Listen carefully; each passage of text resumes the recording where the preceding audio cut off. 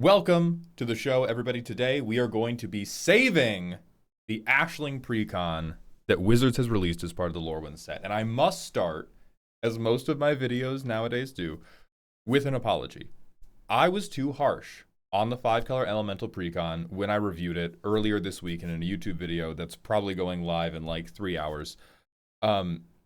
Many of my comments read far too much as indictments of the power level the Elemental Precon can play at. And I want to be clear, the power level is not the problem. The Elemental Precon is totally power level appropriate for a bracket 2 Weenie Hut Junior pod in which removing permanents is evil and getting anybody below 20 life before turn 12 is bad and mean. Even before turn 8.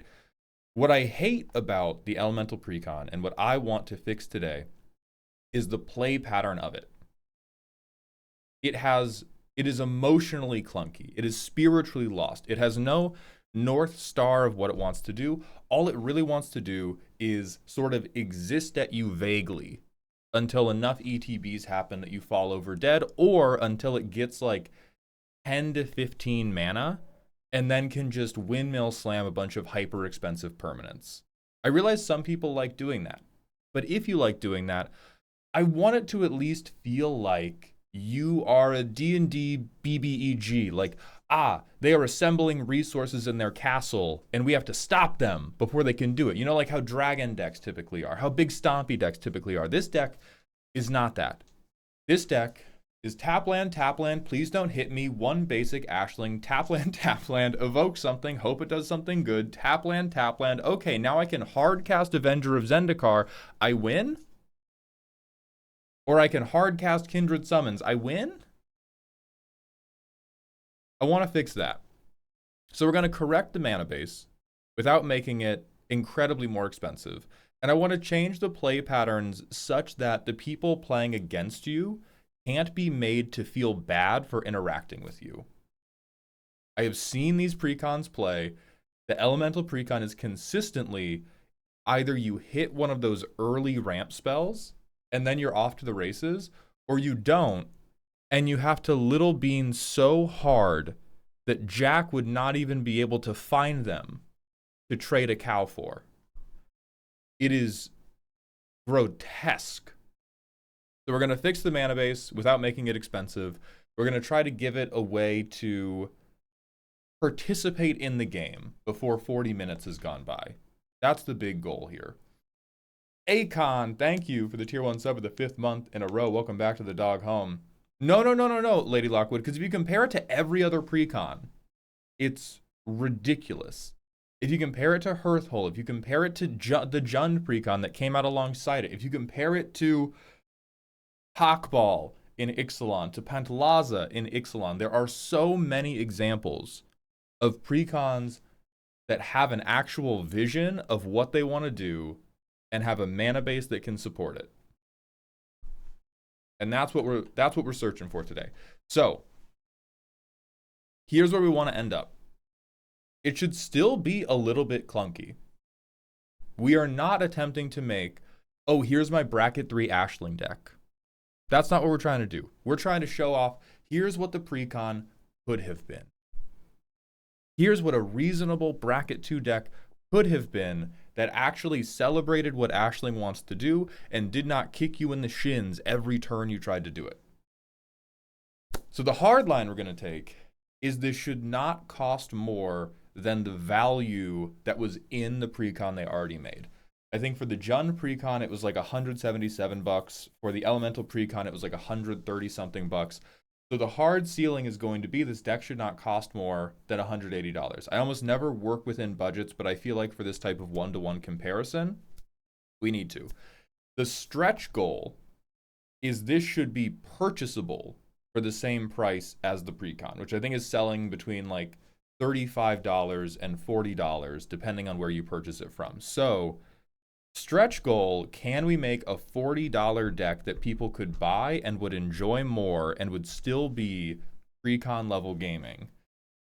But the hard line is going to be, we cannot just cram more value into it than Wizards did and be like, why didn't you do this? And then the final goal, Ashling should feel like more than just tax fraud. There should be more going on. There should be more going on than just, I got to cast Avenger of Zendikar for 4 mana. Or I got to cast Titan of Industry for 4 mana.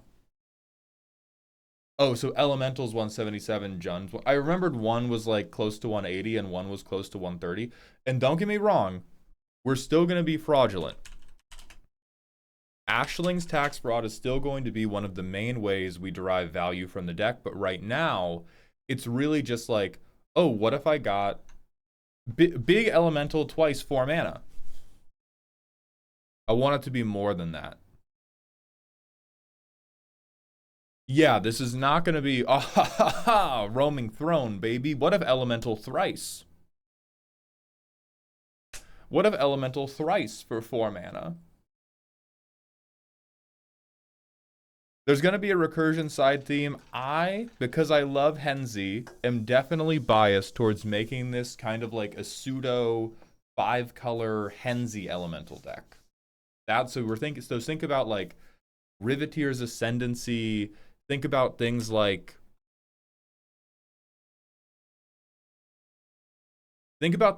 Evolutionary Leap.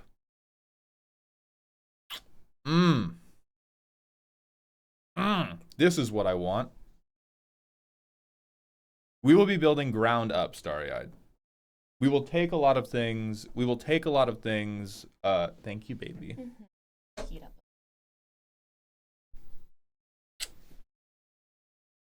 We will still be stealing a lot of stuff from the Precon itself, because they do have a number of decent elementals that we can take from.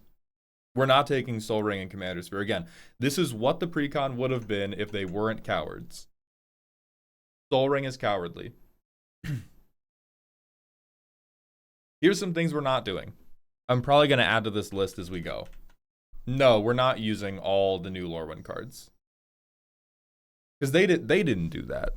That's not even a theme they hold themselves to in Precons. If we're talking about using the same, all the new Lorwyn cards that are already in the Precon, probably. We might cut 1 or 2. Anyway, bad things that we're not going to do under any circumstances. I may revise point 1, but I think we're not going to ramp on turn 1. Pier Master, thank you for the Prime sub. Welcome to the dog home. So, not even Llanowar Elves. Not even Llanowar Elves. That is my first step towards maintaining the clunkiness. I also think that with Ashling the Limitless, you really don't need to ramp. Especially not early. The only point of ramping would be to go turn 1 Mana Dork, turn 2 Ashling, turn 3 begin spamming Evoke, and I think that's a little bit too... That feels too good for a Precon. That feels like too... That feels too, competent, too tactical, too prepared.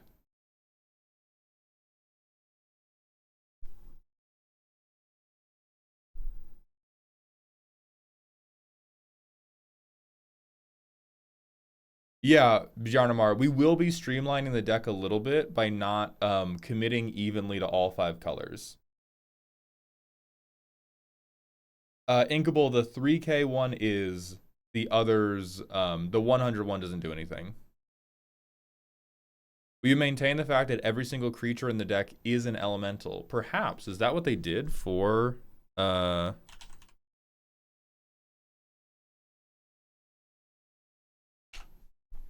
We can probably do that.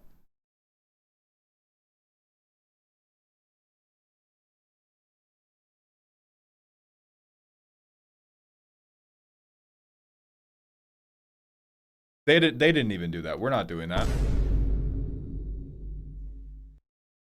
No, they did fucking changeling bait. Fuck them. Yeah, we're not doing that. Absolutely. It's mostly elementals. And then what if this guy was good?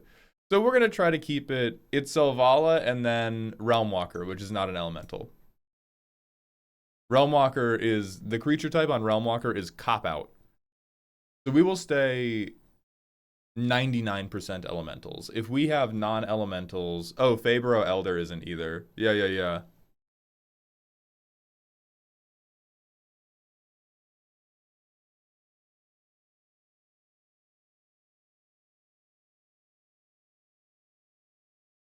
Hi, boss. Doesn't she already have a precon? What's wrong with it? You're gonna have to go back 20 minutes in the video because we talked about everything that was wrong with it already. So here's the plan of attack. We want 25 to 30 elementals that are fun and good. We want 10 to 15 synergy pieces that care about Ashling's effect. Whether they care about the sacrifice, whether they care about maybe making the extra token. We probably don't want to lean into that because I don't want to do like doubling season parallel live stuff. 38 lands that don't make me want to scream out loud. We'll do with the standard 10-ish pieces of removal, 10-ish pieces of card draw. All of these can count. So if we get like, we're going to run Lamentation in this precon too. Lamentation is an elemental that is fun. It is also removal. We're going to run Mole Drifter. That's an elemental that is card draw. If we can get it, you know, better than 10 and 10, great. We depending on what the price ends up at, we might, as a joke, shove in a random hyper expensive card to talk about reprint value. Bloomborough elemental animals like Eluge. We will consider those if it actually, like, if they do anything being evoked in.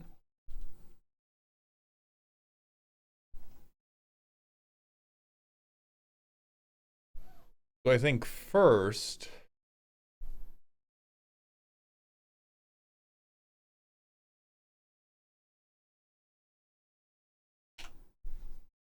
we go and make this deck. It is the 5-color Ashling. Yes, Macy.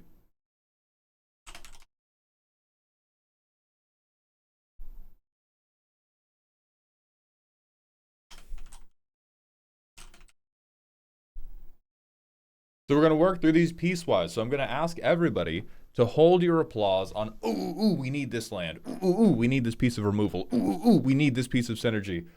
We are doing 25 to 30 elementals that are fun.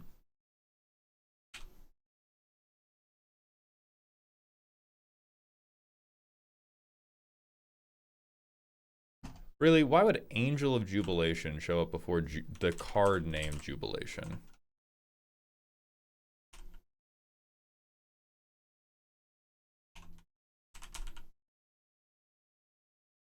Yeah, I'm going to add in, I'm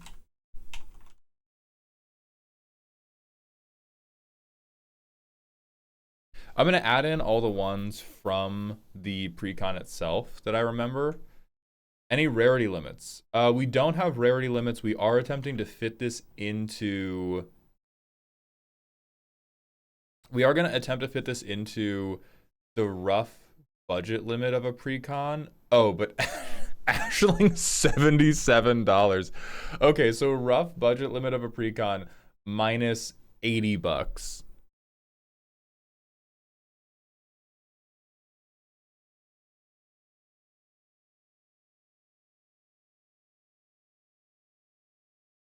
So there's also Subterfuge. I do think Fury was a good call from them here. Holy shit, bro. Are you fucking serious? Give me the one card. Give me the one card named the thing I asked for.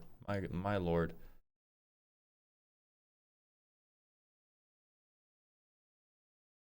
All right.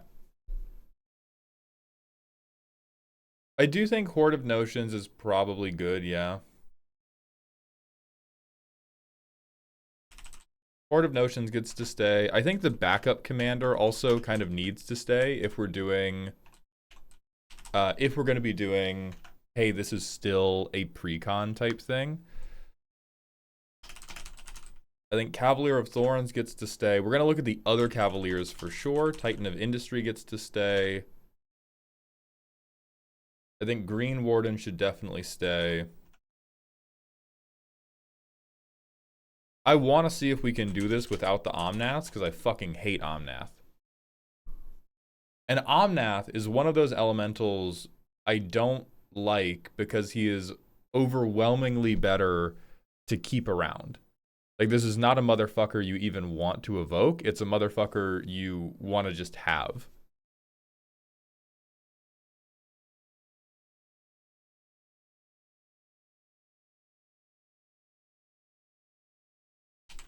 We take Eclipsed Flamekin.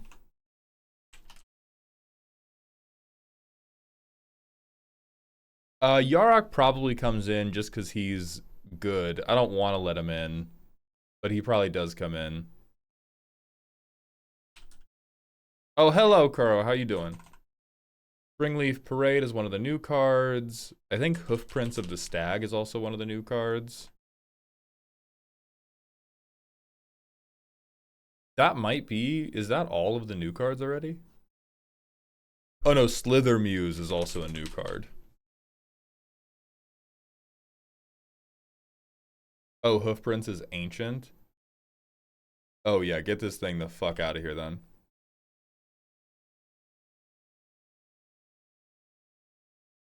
What else did they... What else got made? Oh, Shimmer Creep, which... This is probably the most cuttable. IMO. This is actually one of the cards I wanted to hold up as an example of, like, they made Shimmer Creep for Massive Mysteries, and Shimmer Creep has fucking nothing to do with Ashling. Shimmer Creep is wildly unrelated to what Ashling wants to do. He will ETB twice, and he will drain for 2.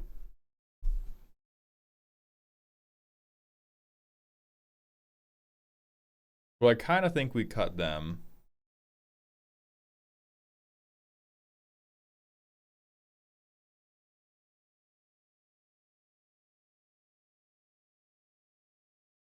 How does Uro even work with this commander?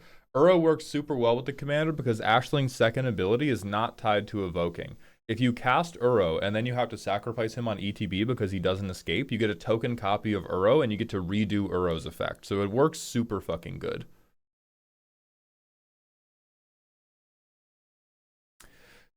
My son, I'm going to ask you to please stay on topic. We are still in the 25 to 30 elementals that are fun.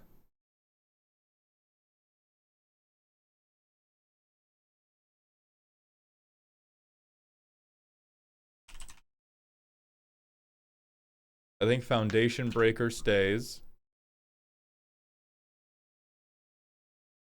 I think Shriekmaw and Mole Drifter probably stay.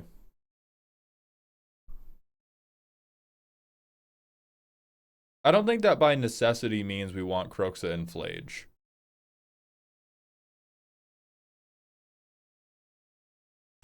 Yeah, I do think Endurance has pretty good play patterns with the deck.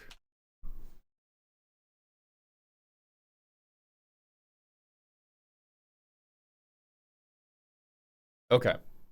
Here's 20. Yeah, Risen Reef is going to be a reluctant add. What's this curve like right now? Okay, mostly at 5, which I enjoy. A little too much at 3, but maybe that's going to capture the mechanical clunkiness that we desire. So let's look at the other Cavaliers.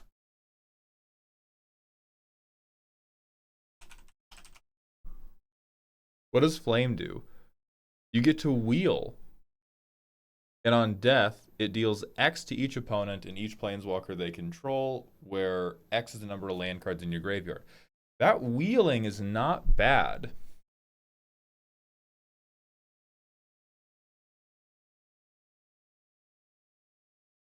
Red, red, red is so hard, though. Nick, what about 4 colorless? Also known as the basis of the deck. What about 4 colorless mana for it?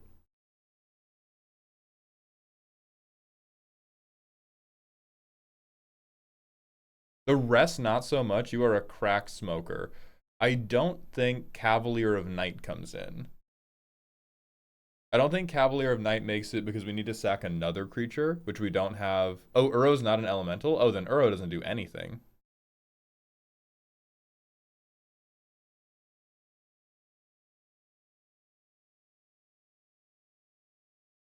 I think Cavalier of Flame being a 4-mana colorless double wheel is actually pretty hot. So I'm going to take Cavalier of Flame.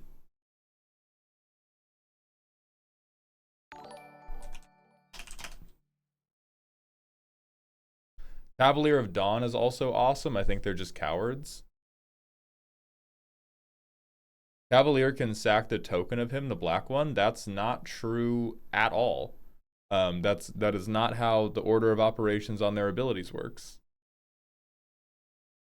Because Cavalier of Night is gone. Like, Cavalier of Night is off the field at the time the token of Cavalier of Night comes on. So they won't be on the field at the same time to sacrifice each other.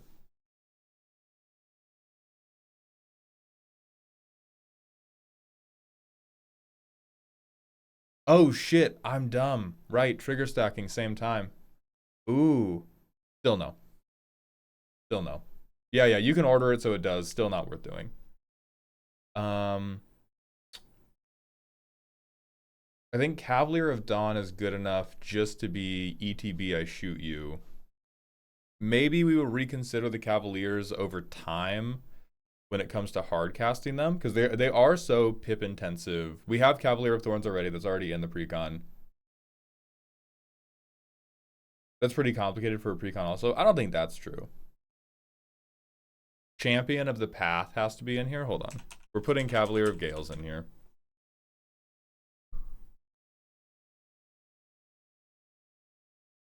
Viv, thank you for the $2 super chat to remind us about Uro not being an elemental.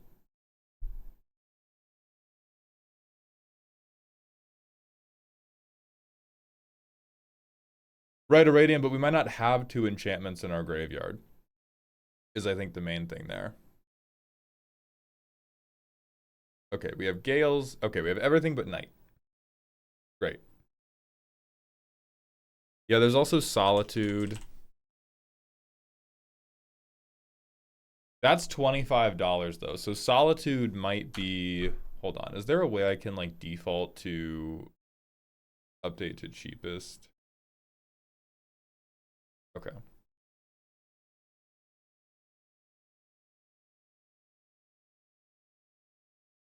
Is our 180 limit with or without Ashling? I feel like that has to be without, or we have to substitute in a non-fucked up cost for her.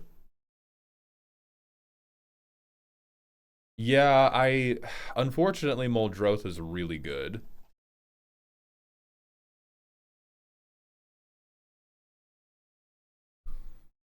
Muldrotha is very perfect for the deck because then you can just re-evoke. Wait, no. Evoke's only from hand, right? Yeah, from your hand. But it is eventually I can replay the stuff that I evoked previously.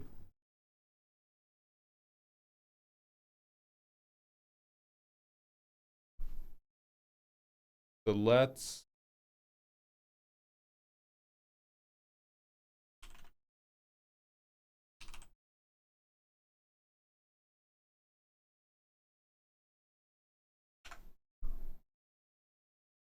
Oh, wait, I went the wrong way.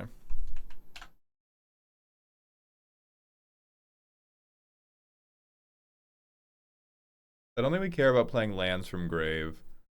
I don't think we care about Nyxbloom Ancient. We could put Lumra in here.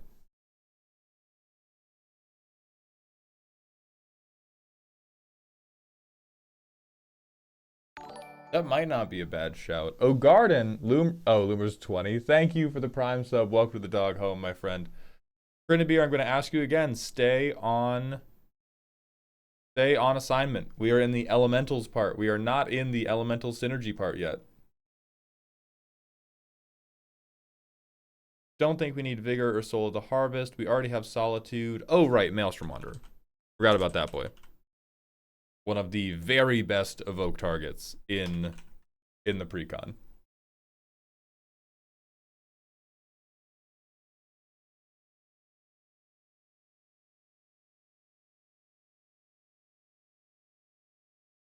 We could put Null Drifter in here too, but I think having Eldrazi in here is a little bit... We're getting a little bit far from the theme. We have Eclipse Flamekin. Rotten Mouth is probably good, right? Even though I think Rotten Mouth is better with Massive Mysteries, but Rotten Mouth is very like enters, we get one trigger. Token enters, we get one trigger. Swing, we get two more triggers. So that's 4 total Rotten Mouth Viper triggers. How much do you cost? Quite a lot.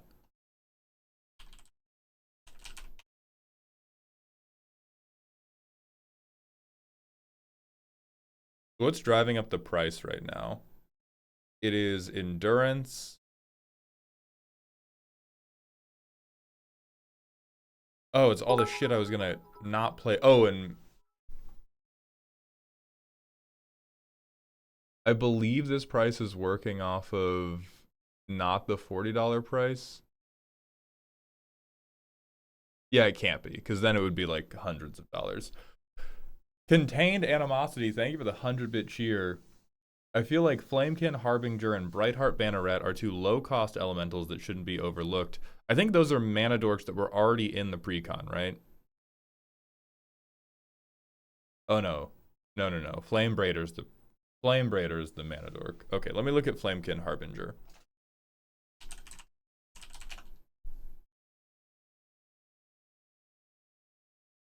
Oh, Flamekin is tutored to top. I think that's good. I think that's better than precon.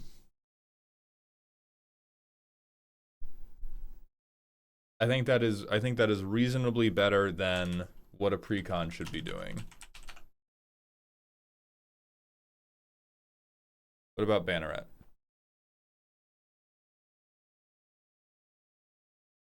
Okay.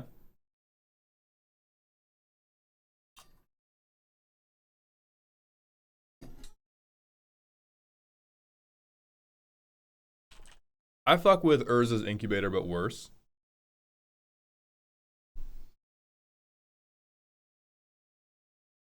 Weirdest one, my consensus was that the precon sucked spiritually. It is appropriate for bracket 2 tables. It very much plays, I'm going to have 5 or 6 very clunky turns, and then I am just going to like throw 7 mana creatures at you, which to me is a wildly unsatisfying play pattern, both to play as and to play against. Because playing as it, you just feel like, oh gosh, I'm not really doing anything that matters. I hope nobody fucks with me. And playing against it, if you're playing in bracket 2, you kind of have to go like, well, I want to like, I need to stop them, but I can't stop them too hard. They haven't even gotten to do anything.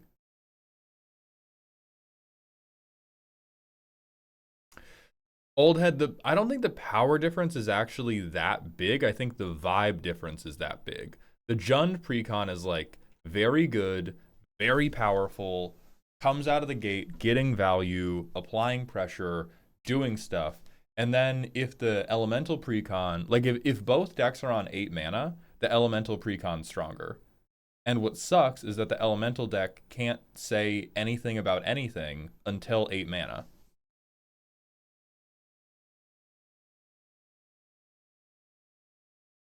The Orzhov flip card. Urdu, Carry of Dawn. Creature spells have Convoke. You may pay black to flip him. Ooh. Yeah.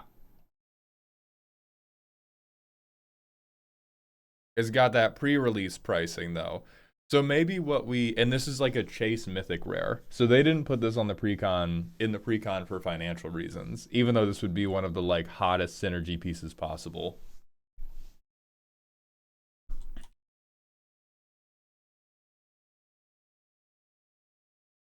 Iridu's hot, but if the precon spirit thing is to be maintained, it feels off. Right, like this is this is a thing they put specifically, they put in the pack to make you buy a box to upgrade your precon. Yeah. We have Vernal Sovereign is in the precon.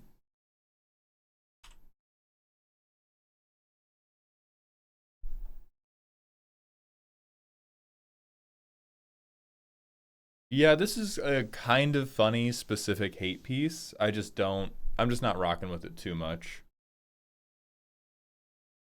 Grave Sifter goes hard.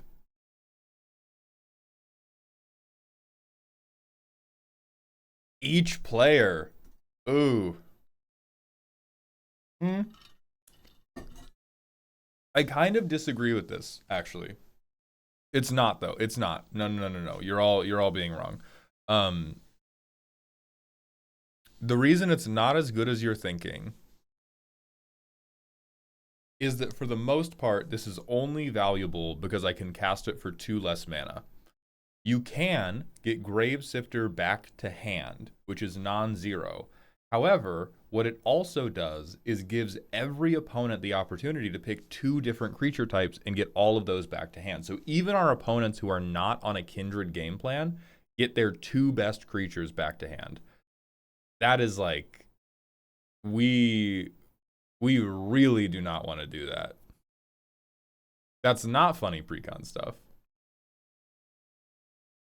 It would be funny precon stuff if we were getting the bigger benefit. If we're not doing group hug, like funny precon stuff is not haha, my opponents use my cards better than we do.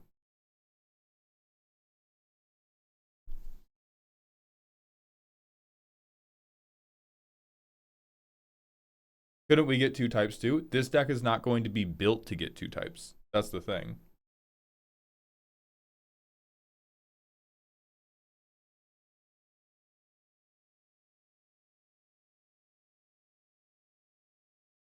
Yeah, we're not doing this. This is the same type of this is pie in the sky shit that we don't want to be working with. We don't want to be putting in like the spiritual clunkiness we need to fix is shit like this. Is shit like this where we go, but if I do this after I've already done the thing a bunch, I get to do the thing even more. We need more things that are just I evoke this and that counts as doing the thing. I evoke this and I have had some like big pre-conny bombastic thing happen rather than like this creature only matters if I have evoked 3 or more things.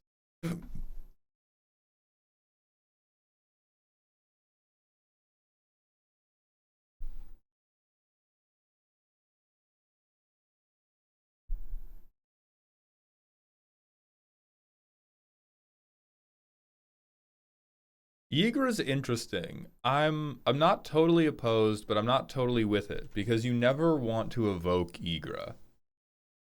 You would only ever want to play Ygra as a 5 mana value aggregator so that every evoke after that you got 2+1/+1 counters on your Ygra. What about Fecund Green Shell?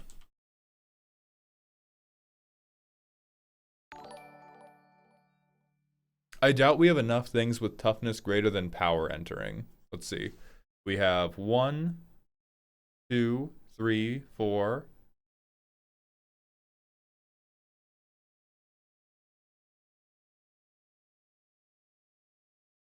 5. Yeah, of the 27 creatures we already have, we only have 5 that would trigger Fecund Green Shell. Phyto Titan is hot, I say.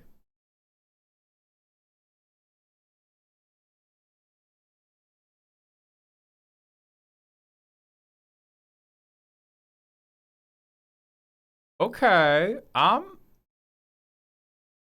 feeling it. I accept Phyto Titan for the direction I want to take this deck. 75 cent. I like it.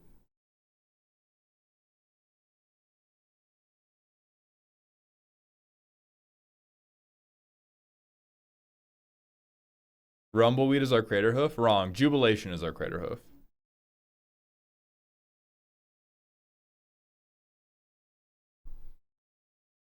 Ooh, Havoc Eater.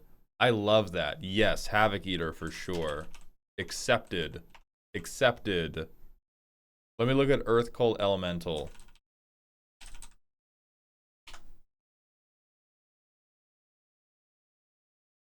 You are a fucking freak. You are a fucking freak, dog. Absolutely. You are a goddamn freak. That's really good, though, because we break parity every single time. I'm not Vine booming him. They put removal in this precon. This is just like, this is worse removal. Earth Cult Elemental, you make it in here. This is so much better. This is so much better. Yeah. Right, exactly. You roll bad, you sack yourself. And like what I want to get away from is I want to get away from the precons having to go like, all right, everybody has Swords to Plowshares and Reality Shift and Stroke of Midnight.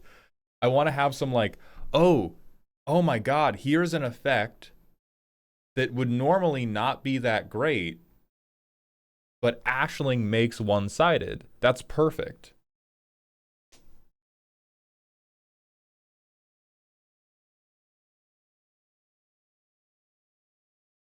Yeah, whenever you sack a non-token elemental under your own power, you make a token copy of it. Yeah, I think we're gonna move towards the utility now. I am, because of the utility we're gonna add. Oh, I didn't. No, I'm gonna cut belonging, I think. Because we're gonna move to utility, and one of the Havoc Eater was like 70 cents. The first thing we're gonna add is Heartless Summoning.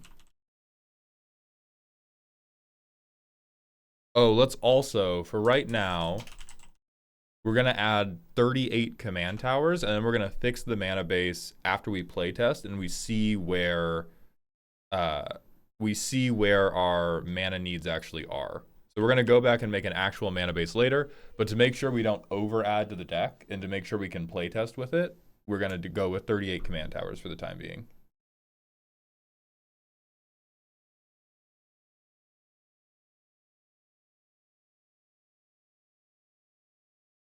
Giganta pays for its own token cost.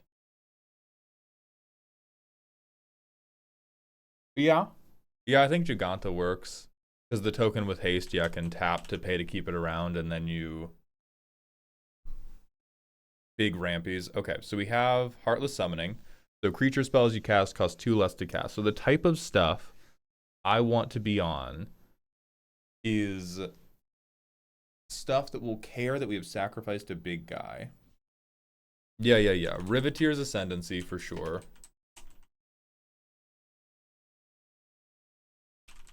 And I also want to do things like Evolutionary Leap.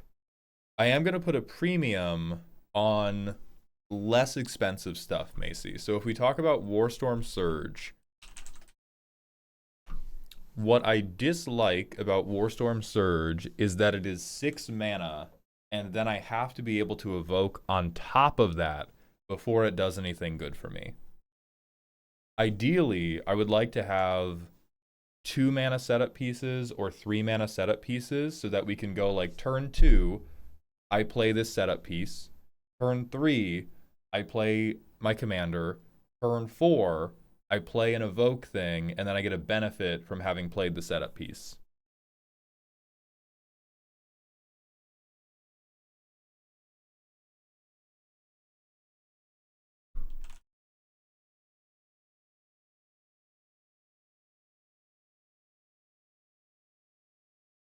I kind of like Birthing Ritual for this. Lowest, cheapest printing is 5. So we're going to be... We may have to come back to it and kill it for financial purposes later. Starman Sully, thank you for the Prime sub. Welcome to the dog home. Wouldn't Up the Beanstalk Garruk's Uprising go crazy in this deck? Yes, and I think they're lame. I think they're... Or that is the...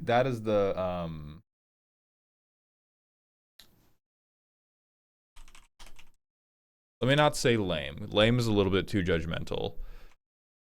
That is the play pattern that reduces Ashling to really just being, oh, hey, isn't it cool that I cast this really expensive thing for 4 mana? Which is not interesting enough to me.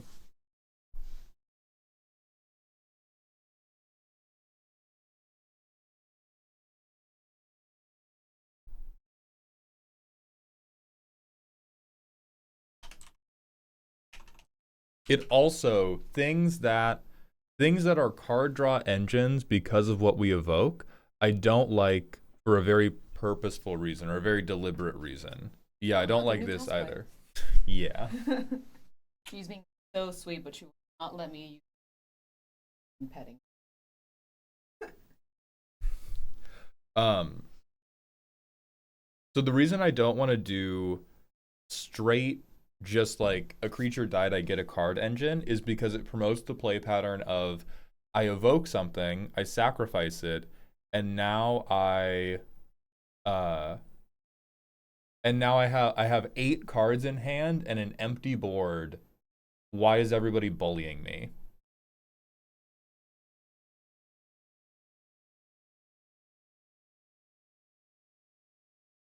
Femur Ascendancy? No, no, no, no, no. If your synergy piece is something that will draw us 1 card because we have sacrificed something or because we have played something big, cut it from your brain right now. Death's Presence. Let's look at that.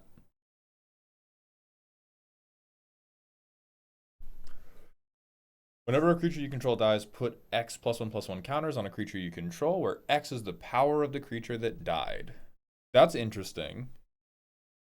I worry we won't be able to capitalize on this very much because the elementals are typically going to be like more expensive than they are powerful.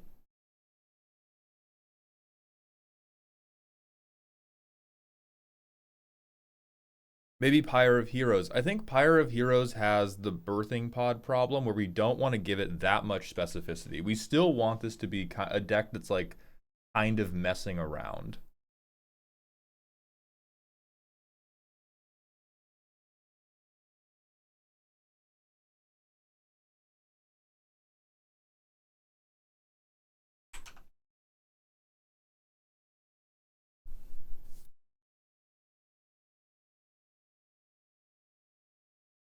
Muster the Departed is cute. So end step, if we evoked, we get to make a token copy of the creature token we made for evoking. I like that a little bit more.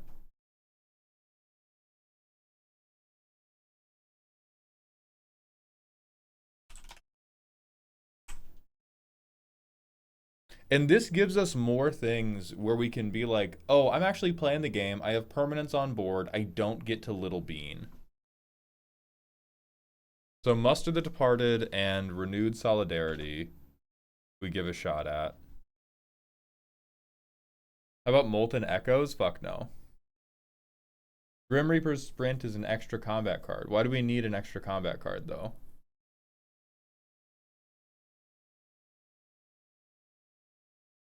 I'm almost feeling Garred. I do kind of think Garred is an honorary elemental for today. So that way, both he and Ashling, and we're getting very clunky. We're getting very, very clunky. We do not want the generic token doublers. Absolutely not. Under no circumstances. Descendants Fury's going in because it's in the Precon Dragon. Sultai, I would not like to put in... I am going to argue against putting in Starfield Vocalist for the same reason that I am going to argue against putting in Yarok. I would like, if this deck is going to extract additional values from our evokes, I would rather do the Garred thing of like, oh my god, I get another copy that I get to keep, rather than just I ETB you 4 fucking times. Because I think the I ETB you 4 fucking times play pattern is the thing I am trying to fix here. That is the thing I don't like. The I ETB you 4 times, now I have no board state, but it's turn 5, please don't be mean to me. I hate that. I hate that. I will stop it at any cost.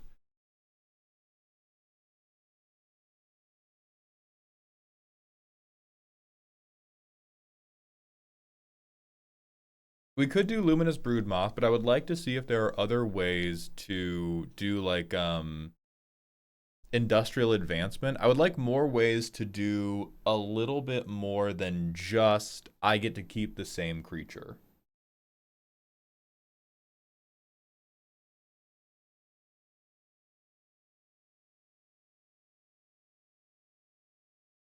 We have Riveteer's Ascendancy already. Here. I'm gonna post the list in chat so that we don't have to I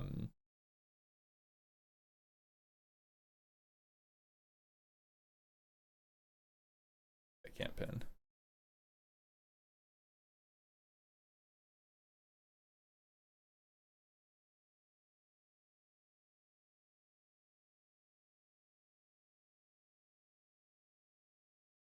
Thank you, baby. Promise of Aclazotz does not work because we would have to. It only works if we have like extra creatures to go around. We're not doing Lich Knight's Conquest. I know what the card does.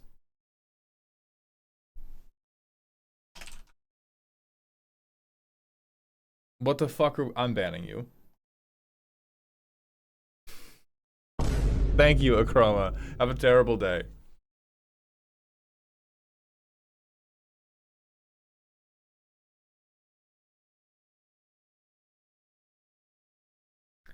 Beifong's Bounty Hunters. That's funny, but I think we're getting a little bit too. Again, that's spiritual clunkiness. We're trying to do a totally different thing. Please, everybody, stop going all in on populate. This is not just me when I populate. Is Maelstrom Nexus a funny idea or a dead turn like Warstorm Surge? So notably, the problem with Warstorm Surge is not that it's a dead turn. You can have dead turns in Precon gaming. The problem is that it is a. This is perfect, actually. The problem with this is that it commits us a lot to a lot of pips that we don't really want to commit to. So that might force us to add a fixing ramp that we were going to be able to not have to add. To compare these to Warstorm Surge, we have the dead turn, and then we play a bunch of elementals that don't have very high power levels. Whereas this Maelstrom Nexus is like, oh my god, I played a fun thing for 4, but it was everything's Maelstrom Wanderer. Ooh. Death Sword, thank you for the Twitch follow. Welcome to the Doghouse. Would Sneak Attack work as a backup Ashling, or is that too expensive? I'm not convinced it would work as a backup Ashling in general, but it has potential. Let's stay on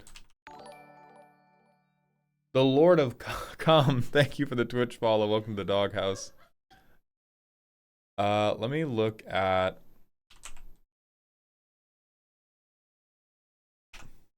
Let's go to the tags for Riveteer's Ascendancy and see what else we can get. So, Synergy Sacrifice. And then O tag mana value matters. Let's see what else we got. That's it. Holy fuck. We could put Rakdos the Muscle in here. That would be terrible. Thoughts on Smeagol for ramp? I think it's too confused. It's not on like. I think that is mechanically an okay thing to do, but it's just kind of a weird diversion. Akroma, they don't have to be less than mana value 5, but if they are greater than mana value 5, they have to do quite a lot. Smeagol is not too rude for a precon. That boy is fine.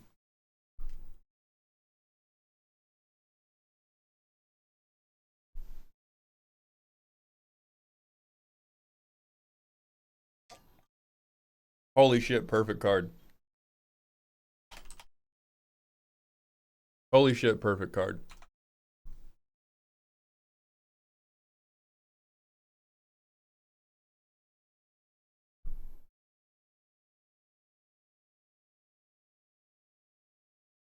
We're not doing like Eldritch Evolution or anything.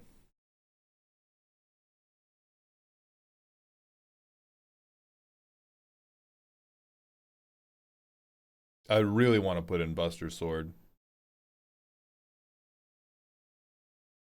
Oh, see, like Sunbird's Invocation. This would be another one where we're doing like real dumb a million value things because we go evoke for 4 or evoke for 2 on a 6 mana thing, reveal top 6, da da da da da da da da.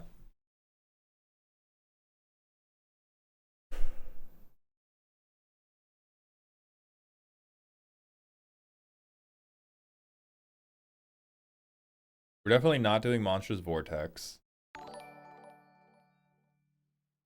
I don't know if we are on Emoti. We're a little on Emoti, but a lot of our stuff is on like 5. Every creature does not have to be an elemental. The WotC Precon designers did not make everything an elemental, so we do not have to have everything be an elemental. I do think Birthing Pod is too much. And we already have a few honorary non-elementals.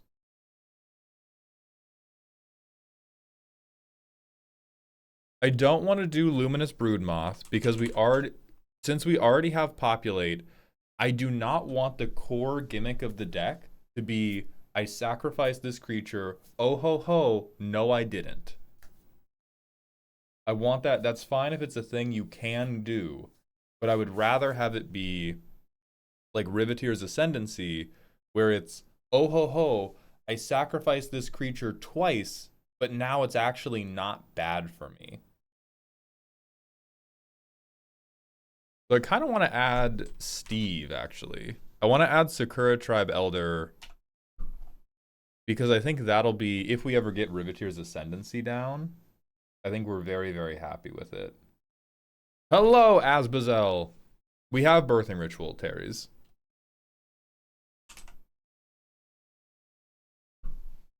Now we're just stealing straight from Henzi.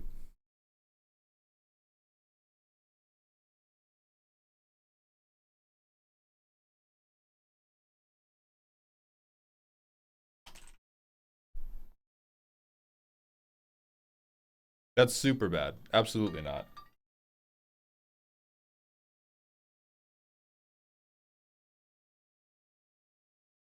"100% not doing Storm of Saruman."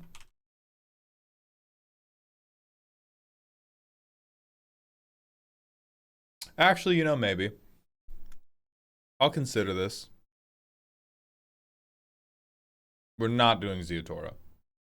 We're not just making a Riveteer's deck. Guys gotta.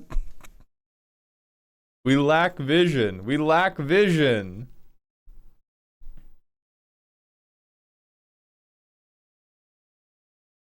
Absolutely not on Mana Echoes.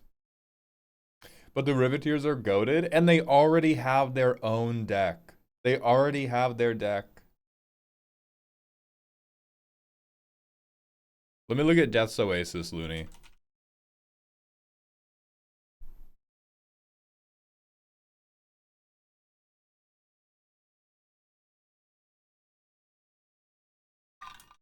This is kind of cute. I'm not a big fan of how pip intensive it is. Time Kit, you say saw in half one more time. I'm sawing you in half, dog. I'm not a huge fan of how pip intensive it is, but would be exactly the type of effect we want to do. So I'll add it for now, and then we'll try to fix it. We'll try to fix the mana base in post.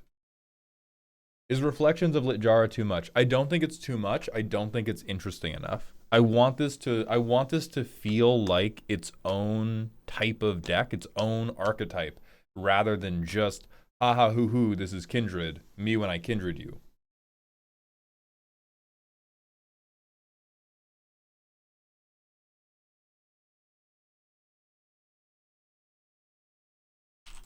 Determined Iteration. It's closer, but we're sacrificing this anyway.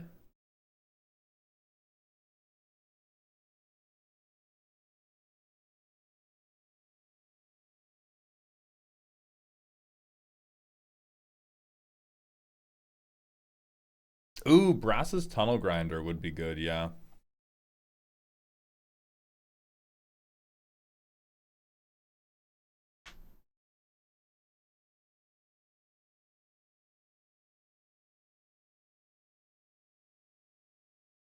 Don't worry about it, Shade.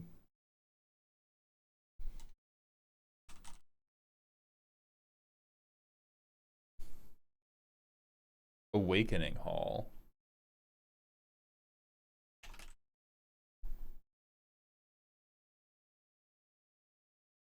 Oh, fuck no. Ugh. Ugh, no. No. It's good, but it's good, but for a different flavor of deck. The mouthfeel isn't there. Dog. Spellbreaker. Very good card. This is like the thing you put in your bracket 3 upgrade of this precon. We're still trying to be a precon. We're not trying to tutor a bunch of stuff straight out of field.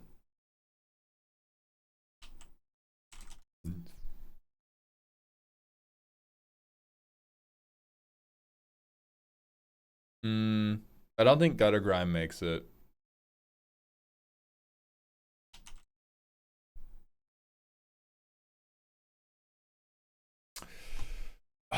Sib Sig Ceremony is cute. We don't have the pips to work this out.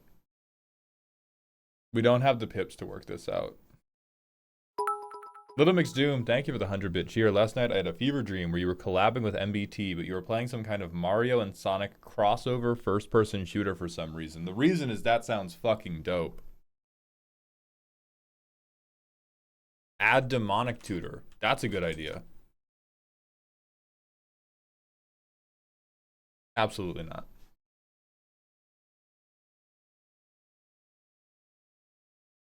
We've talked about Pyre of Heroes a few times. I don't want to be tutoring that much. Danny, thank you for the 55 streams in a row. Welcome back to the dog home. Or to the dog park.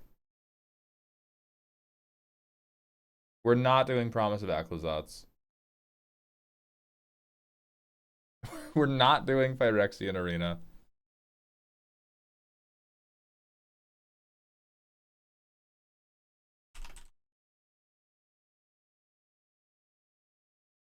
We're not too. Okay. All right. No. I have to take control of the ship now.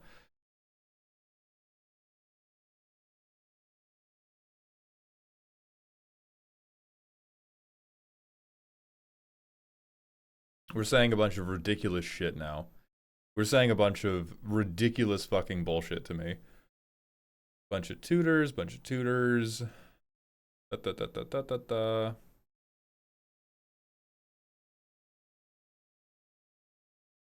Reckoner's Bargain is not impossible. We already have Birthing Ritual.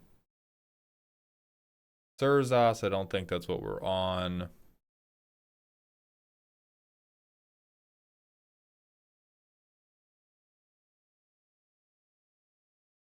Ayara's kind of funky.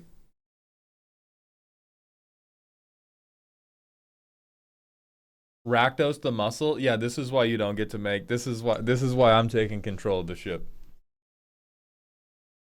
We're not putting a card from the other precon in here.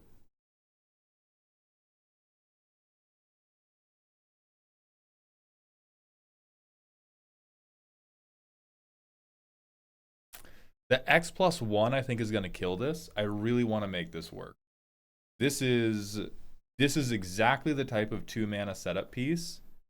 I just want to play Jundmal. What's wrong with that? Nothing's wrong with that, but like you also very much want to make a like bracket 3 Jund deck. We're trying to make a precon.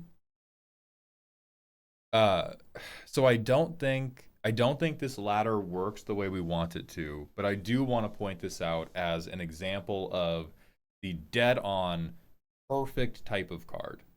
Where we play this on turn 2, we play this on turn 3, we start evoking.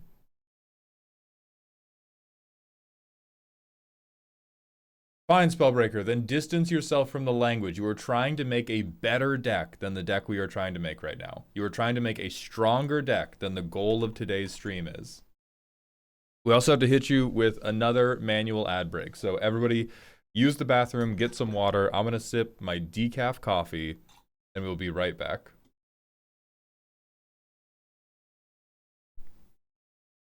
Travis, we are building a actually good precon for Ashling. Mephit Collective, thank you for the 5 streams in a row. Welcome back to the dog park. Add the Dragon. That's a good one. Thank you.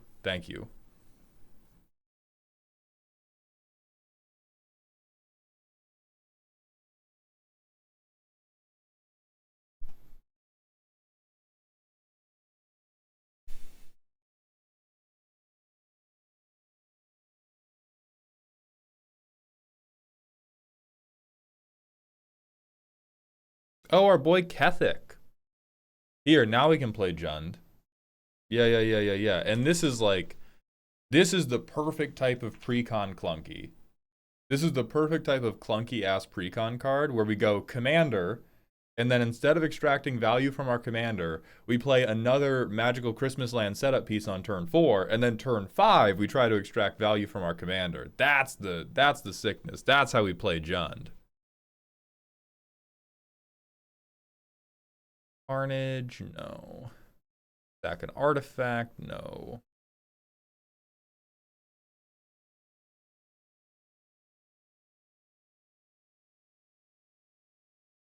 I put Solitude in. I think Grief is too annoying. I think replacing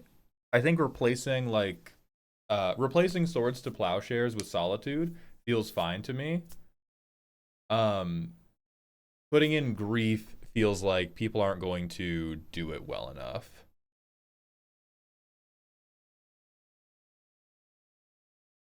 A little chat.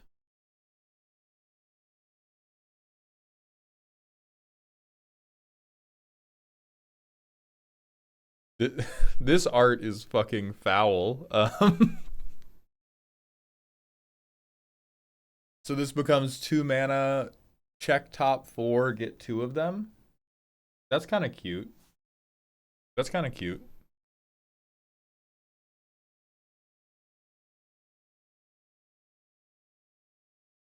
You can submit somebody else's deck, yeah. We have Industrial Advancement.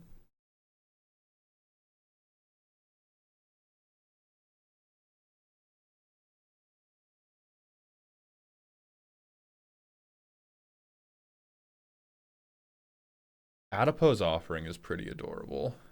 I don't think we get to play it, but it's pretty adorable.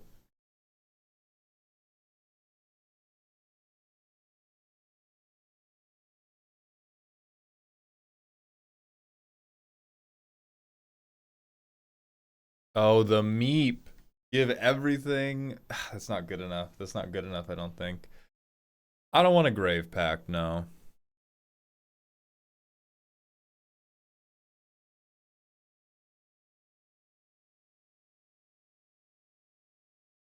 Okay, we're at 86 here.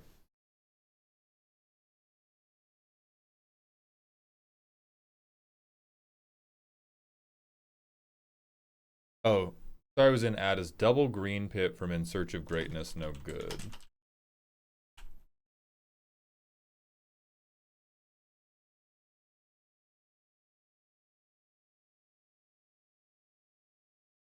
I don't think it's necessary. I think it is. I don't think it is like saucy enough for what we want to do. We should include some mana rocks as well, right? I don't think we should actually. I don't think this deck wants to, or I think if this deck wants to ramp, we probably want to go get a land because most of the mana rocks don't do enough for us. Like if we want to, like ramping in this deck looks like 3 visits, rampant growth, cultivate, da. Let's throw in, can we Farseek for cheap? We can. Farseek, rampant growth.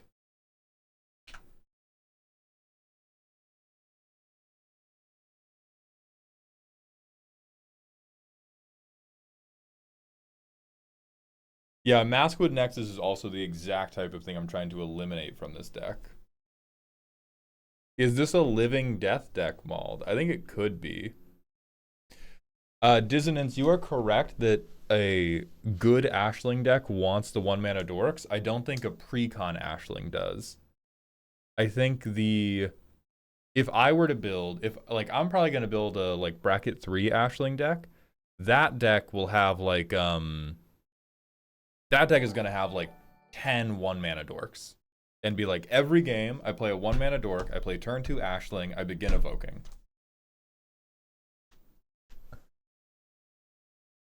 Ooh, White of the Reliquary.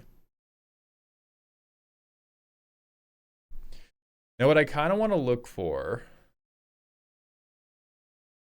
Oh, we're actually not as split as I thought. I thought we really weren't going to be doing any white stuff. Okay. Blink spells do kind of fit the mouthfeel. One thing I was actually thinking about was Touch the Spirit Realm. Because this is like bad precon removal, or we can channel to flicker a really, really high value elemental.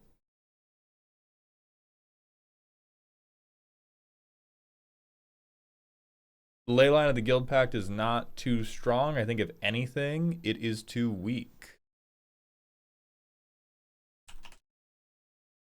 What's the name of the creature version, Spellbreaker? Because I'm inclined to put both in.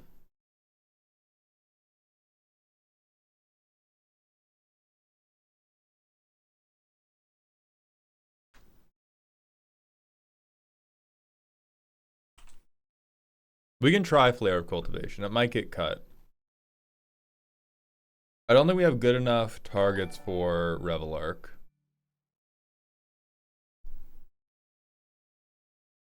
Oh, wait, yeah, we can't do it. The creature doesn't work with the Evoke, though. Because we can't warp this guy at instant speed.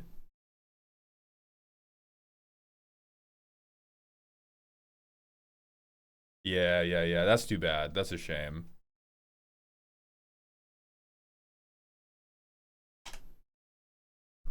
Look at Parting Gust. I like Parting Gust.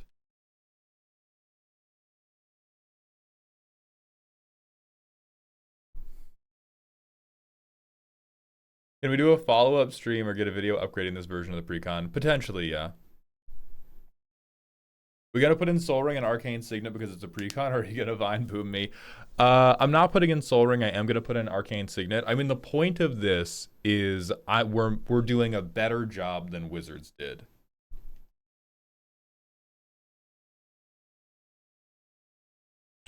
I don't know if Ephemerate's too much. Why is that $4?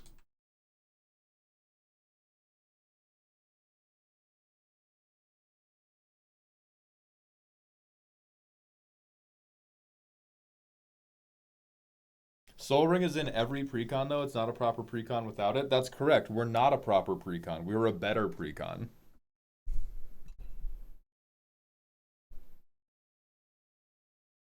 This is like... I realize this is not nearly as important or devastating as what I'm about to say, but like that's the logic of like every human prejudice that has ever existed.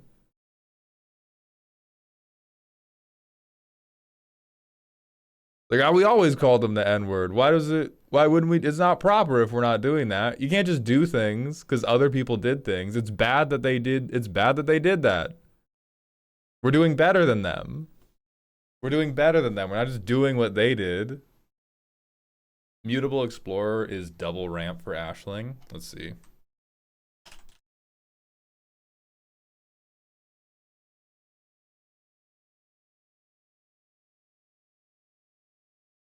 No, disqualified because it is a shapeshifter. We've always opened the door with our buttholes. Exactly. That's a way better analogy because it's equally as ridiculous as Soul Ring and Commander. We've always opened doors by fitting our entire rectum over the doorknob and then twisting. Why would we stop now?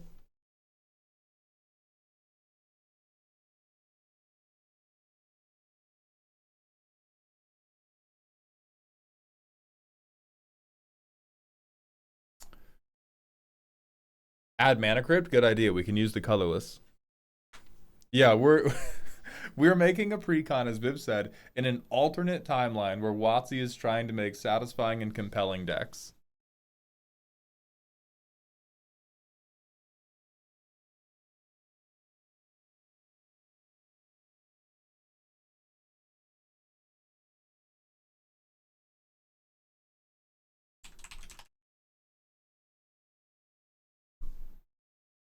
Oh, that card sucks, dude.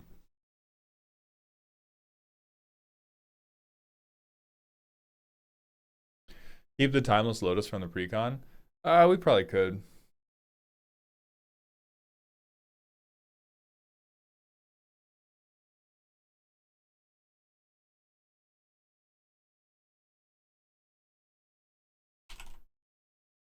I do think Cream of the Crop is frustratingly useful.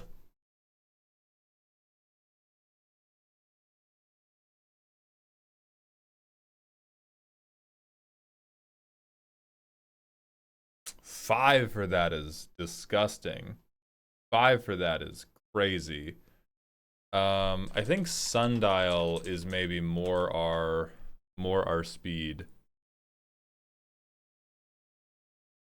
Because this we don't have to skip turn 5. It's the precon, right? But we already suggested a million of these. Look at this fucking mana curve. We've already suggested 1 fucking million of these dead turns.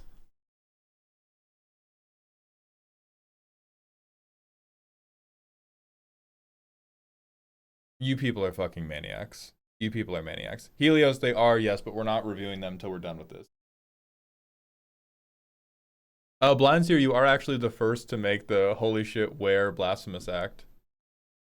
Fecundity is 1 card draw per evoke. I'm going to remind everybody, if your cool synergy piece is something that says, I draw 1 card, cut it. Cut it.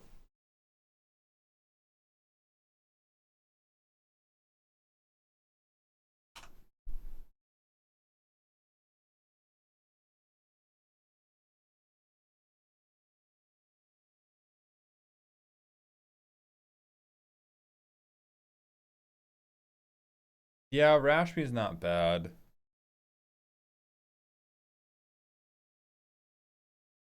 Pact of the Serpent is high-key precon.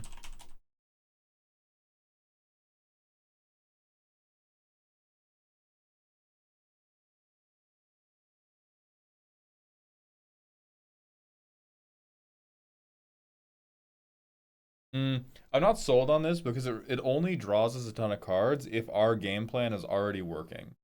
Like, we only get a bunch of cards if we have a bunch of elementals. The only way in which we have a bunch of elementals on board is all of our, like, aristocrat-y sacrifice things have already come together.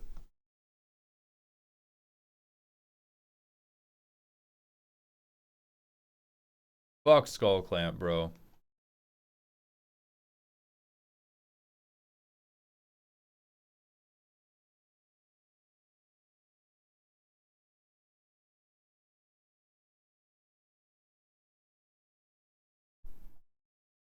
Yeah, Silverglade can become one of our ramp pieces.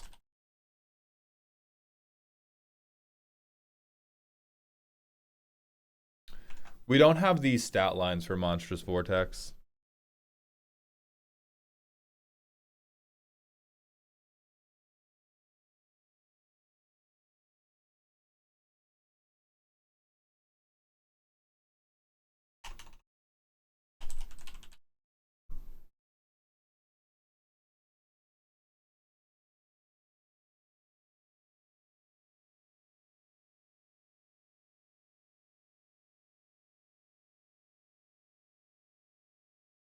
Yeah, I think Coiling Rebirth is doing what we want to be doing. Spellbreaker, Heartless Summoning was the literal first synergy card we added. Literal very first one.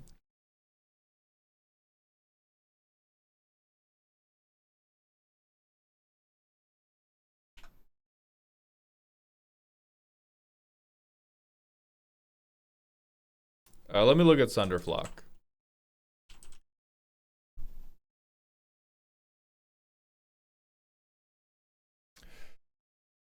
I'm not totally sold on Voice of Resurgence because it's only on death. So proactively... Actually, you know what? Never mind. I'm going to take that back. I think that is a perfect way to softly suggest that nobody fucking interacts with me. And it is a very, very good target for like Riveteer's Ascendancy or any of our other stuff that will bring back a cheap thing when a big thing dies.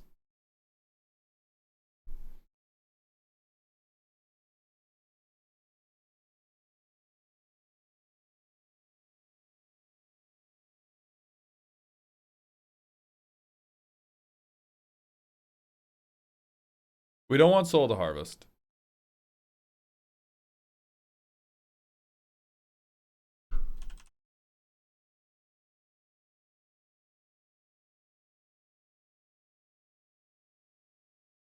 I'm gonna put in Lorwyn Revealed. Both as mana fixing and as just a like fat card draw spell. Fuck Lorwyn Revealed, you're a fool, Spellbreaker. You're a fool.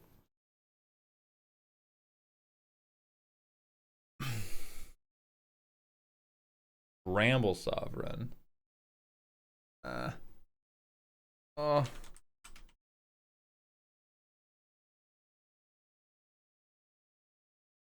I would rather have... The point of it is not to avoid all generic good stuff. The point of it is to avoid the particularly tired generic good stuff. Lorwyn Revealed is a very good card that is like never the defining point of a game. What I don't want to do is include stuff that is both tired and when you play it will like will paint over your entire memory of that game. So like compare it to Maskwood Nexus. If we turn 1 Island Cycle Lorwyn Revealed to fix our mana, they're like, oh yeah, Lorwyn Revealed, good card. He's gonna play a tap land next turn. If we get Maskwood Nexus, they were like, oh yeah, the deck only worked because of Maskwood Nexus. I don't think Ashling's ever hitting someone.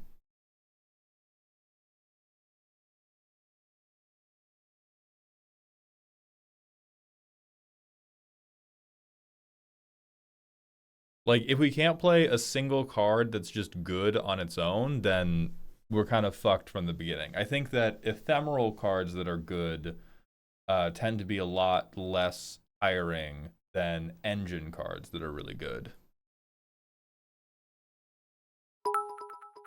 Whitebread, thank you for the 50-bit cheer. Already in the deck, was in the precon.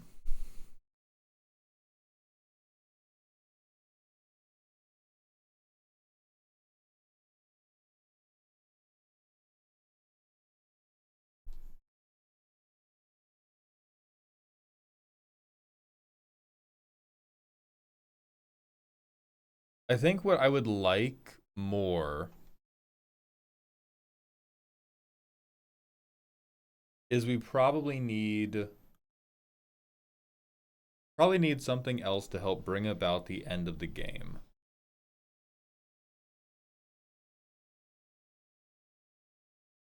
I think we have about as many tools to end the game as the actual precon does, but I do worry a bit about a lot of this is just like value, value, value.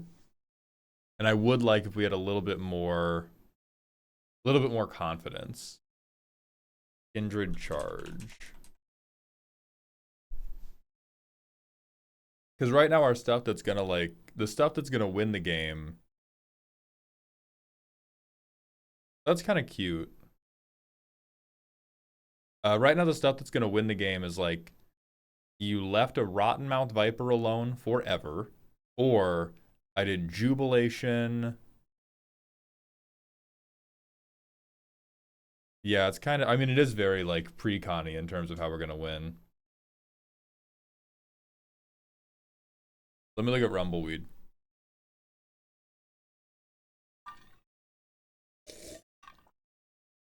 Oh, this is my fucking goat, yes. Rumbleweed, baby. Hell fucking yeah. Hell fucking yeah.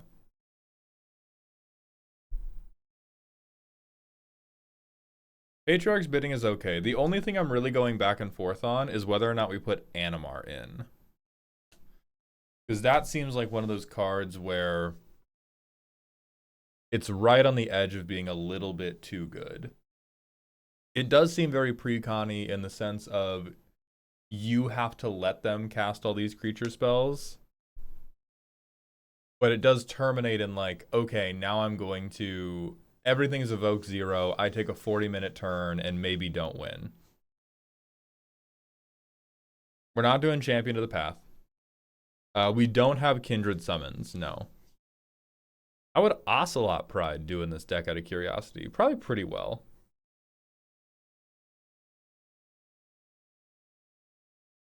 there any world where we include Ghoul Caller Gisa?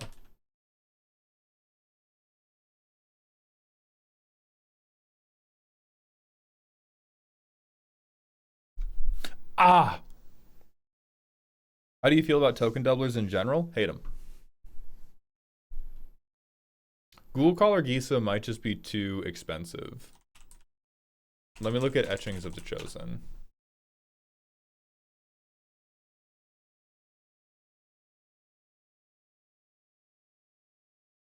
It's fine. I don't think it does enough.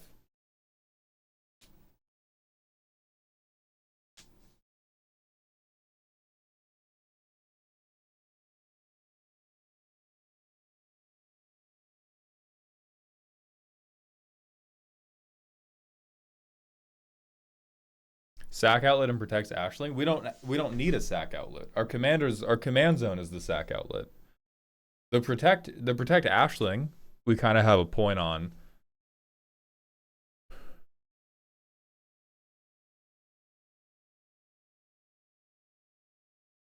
Is combat the primary win con? I think so, yeah.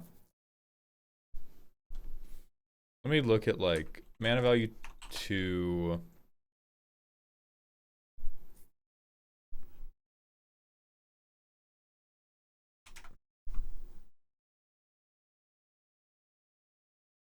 Micaiah 6 or Skullspore Nexus. Not totally sold. I do think Skullspore is really close to what we want. And it may end up being the final card. I think we got White of the Reliquary already.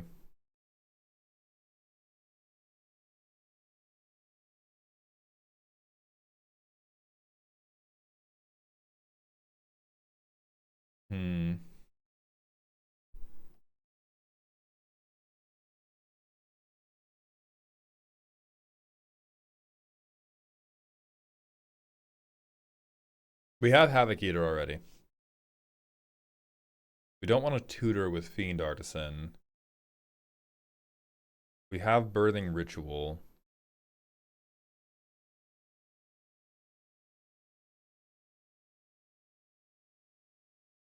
Any particular reason for the token doubler hatred, or just that they're a big flashing light going, hit me? I think it is just because a lot of my experiences with people who have played token doublers, especially early when I started playing, was they would play the token doubler and we would go, we're going to hit you now. And consistently across many different pods, these people all went, but I haven't even done anything yet. That's personal bias. If you're a token doubler player who goes, oh yeah, you should definitely fucking hit me. Real. I respect it. But I've had too many. I have had too many token players be like, why would you get me? Why would you remove it? I haven't even doubled anything. And then the thing they attempt to double just like wins the game outright. Can't stand it.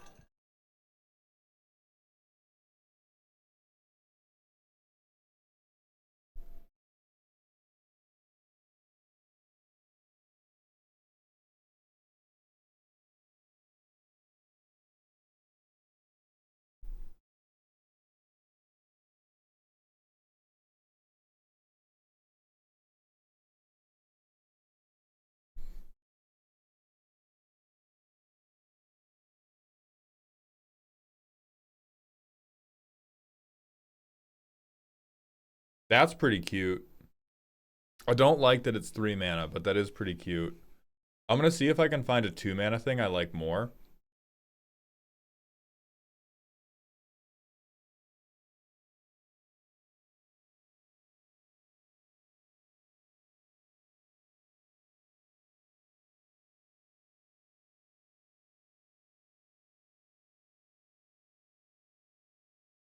Final to Fairy's Veil before I shut my mouth. Thank you for your patience.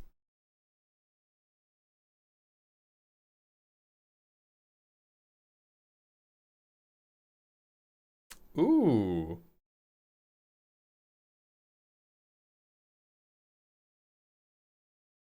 So would this perma cheat the trigger, or would that just cheat it for one?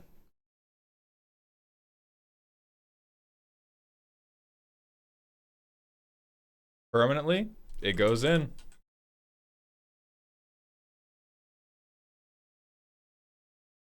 All right. So we're at 100 cards. We're going to speed playtest this a little bit. I think this may still be too clunky, even for what we intend it to be.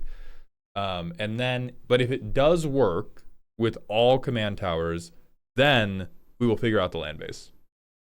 So what do we have? We have Risen Reef, Riveteer's Ascendancy. And we have Horde of Notions.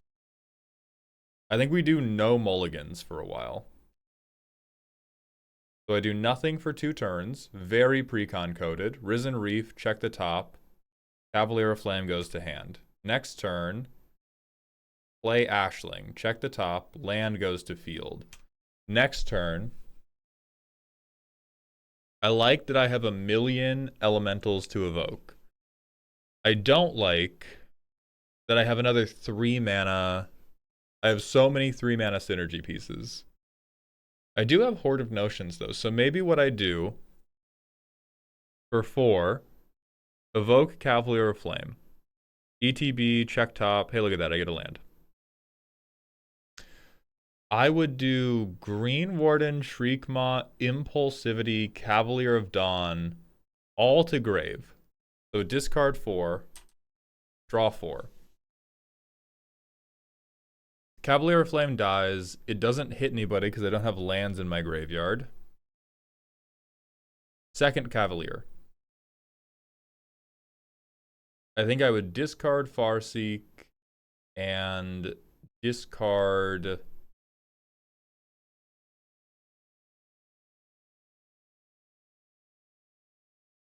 Earth Cult Elemental. I get another Risen Reef trigger. Ephemerate goes in my hand. Turn 6. You get to play another land.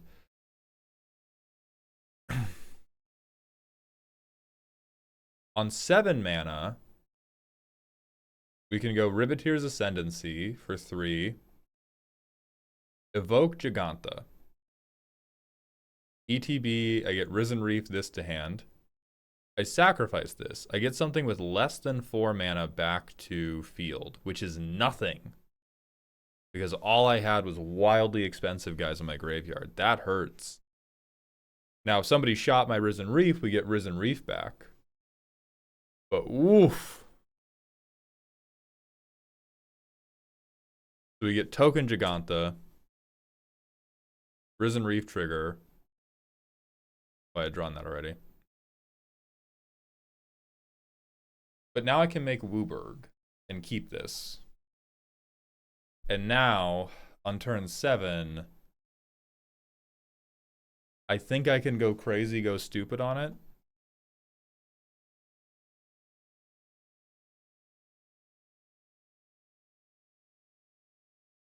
Viv, that's why we're gonna do a lot of playtests. It's not useful right now to judge it and to be like, oh well, this one, like, we can't rely on this one because we got Risen Reef. Because there's gonna be ones where we go like, oh man, Birthing Ritual really carried that hand. Oh man, Riveteer's Ascendancy really carried that hand. Oh man, Giganta really carried that hand. Like, we're just gonna do 1,000,000 of these, and every time be like, do we have enough things that are really good that every game something can carry the hand? I think for this game we would go Horde of Notions. Now I can replay from my graveyard.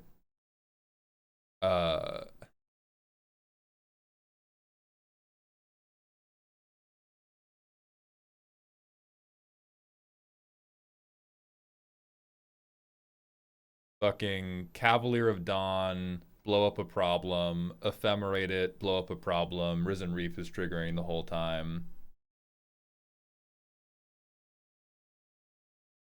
Why did we not put Bane of Progress back in or took it out? I just didn't like it. Alright, this hand. If we don't mulligan, we're probably fucked, but we're not going to, because we're trying to learn how the deck plays. So turn 2, we do that. Turn 3, I think we would do Gared. Turn 4, Ashling. Turn 5, we miss our land drop, we get shit on. We can play Voice of Resurgence. Austin, I don't think we're totally past the card suggestion stage. I think, quite frankly, I was a little bit overwhelmed with the number of suggestions we got. I am not totally confident in the deck list as it currently is. There may need to be another stream we continue working on it. I may need to fix it off stream when I don't have 8 million people yelling in my ear.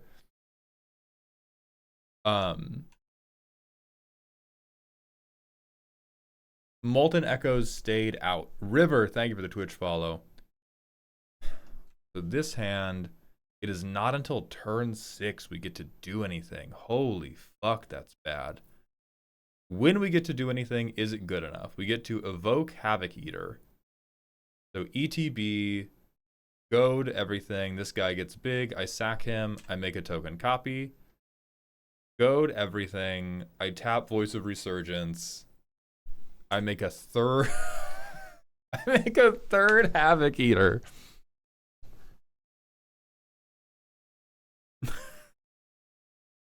I like that. That's pretty clunky, but once we got to do something, I enjoy that quite a bit. And if we didn't want to do that, and we wanted to be like, I don't know, proactive or some type of stupid bullshit, we also had the option to do it with Rottenmouth Viper. Or if we wanted to draw cards, we could have done Subterfuge. Oh yeah, we could just tap our whole board and make... Okay, so actually we probably make 1 billion Rottenmouth Vipers and blow the table up.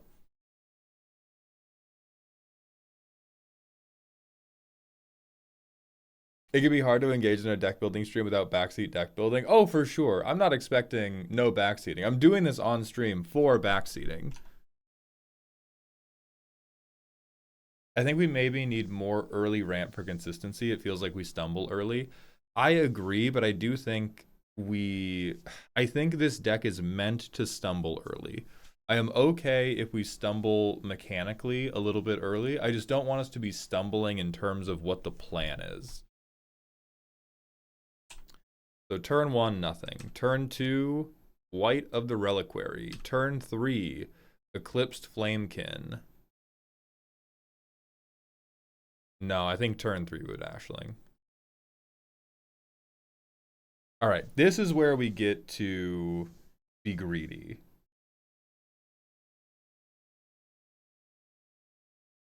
We play Industrial Advancement instead of doing anything meaningful. So we've gotten to curve out a lot of like, hell yeah, synergy pieces. And then we go turn 5, evoke Rottenmouth. In response to its ETB, I sack the Rottenmouth. I make the token copy.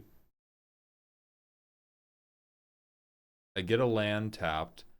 I go to my end step. I sack the token copy to Industrial Advancement. So I get to check top 6. I can get out Foundation Breaker, Impulsivity, Risen Reef, or Fury. I probably take Risen Reef.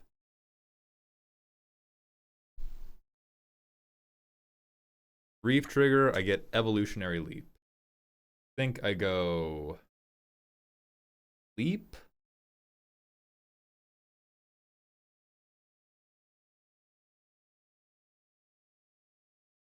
Flamekin.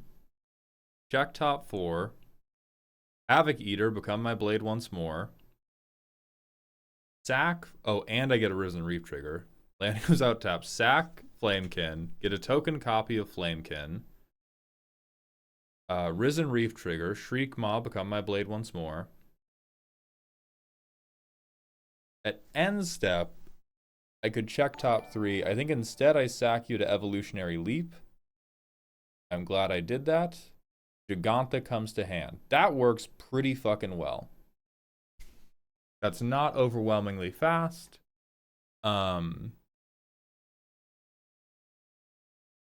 We got to do a little damage, set up an immense amount of value. We have chump blockers. Andrew, thank you so much for stopping by. Oh yeah, and we missed an Eclipse trigger. Yeah, and then I think next turn, through some combination of like evoking all these shitheads Rotten Mouse first ability can discount Ashling's evoke cost. Correct. We just haven't wanted to. Yeah, Travis, I always recommend Goldfish with perfect lands until you are happy with how the deck could play if you could cast stuff, and then make the land base after that. Obviously, when you go to play Magic, you can't just be like, everything's a command tower. But if you're trying to figure out, does this idea even work if I could cast it? Use all command towers. It saves you so much like useless brain power or like useless headache that you can just worry about later. Because once we go, all right, if I could cast this, I would love the deck. Then you can investigate. Okay, well, how many green pips do I need? How many black pips do I need? How many blue pips do I need? Whatever. Trigonometry, thank you for the tier 1 Twitch sub. Welcome to the doghouse, my friend. I do have to hit the manual ad break button on Twitch again to get rid of the pre-roll demon, so we will be back in a moment. How's the deck in terms of ramping without Risen Reef? Not phenomenal, but I don't think it has to be that great. So we keep a 1-lander. We don't get punished yet. We don't get punished ever. We have never been punished once in our lives. Evoke Giganta. Sack Giganta. Get land. Token Giganta taps to keep itself. Land. We have removal in hand, but we also have fucking Giganta. So I pay for 3 of these pips. I have blue and black floating.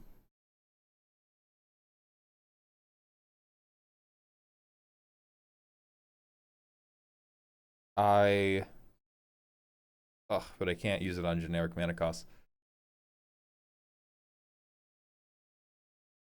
Evoke Solitude. I shoot something. I shoot Solitude with White of the Reliquary to keep ramping.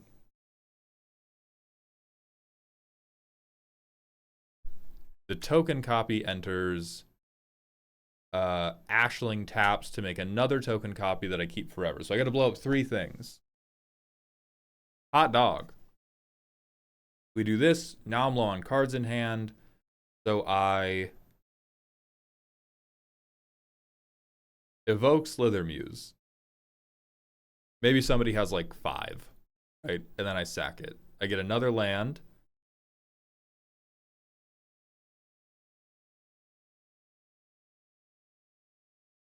I go up to 5. All the other copies don't really matter, but I can get Spinner of Souls down. Main phase 2.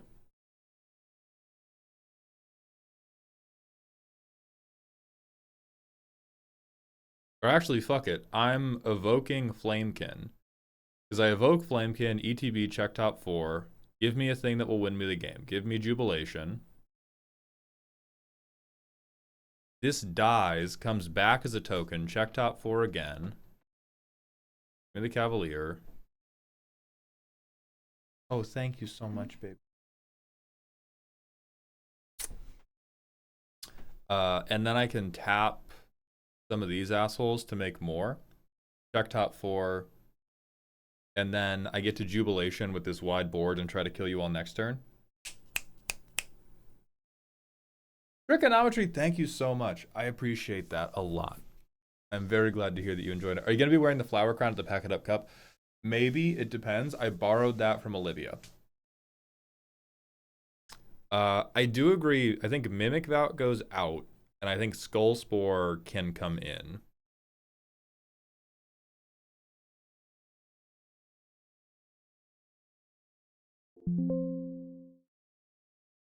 Oh, I didn't even put Mimic That in. Never mind. I'm liking this so far. Dr. Lago, thank you for the Twitch follow. Welcome to the doghouse. Mana Echoes makes evoking free after the first evoke. Yeah, but I don't really... That's the same reason we're not adding Animar. Like, I don't want to worry too much about giving this deck access to 8 million free evokes. I just want it to feel good. I just want it to feel good when you evoke one thing. Alright, one lander, never punished. Holy fuck. Turn 2. Nothing, turn 2. Oh my god, Heartless Summoning. For 1 mana, I play Ashling. For 2 mana, I evoke Vernal Sovereign. I make 1 elemental that would have been a 2/2. Goes away, comes back, second token, it swings, third token, goes away. 2 creatures die. I have 2 oil counters. Evoke Shriekmaw. Blow up 2 things. Or Green Warden. Or God. Or I could take a turn off to muster the departed. This is crack cocaine. This is crack cocaine, yeah. So this is our version of the Soul Ring start, quite frankly. I want our version of the Soul Ring start to be like, oh yeah, I got the perfect curve out of synergy pieces, not, oh yeah, I have 4 mana, I hard cast Titan of Industry even sooner.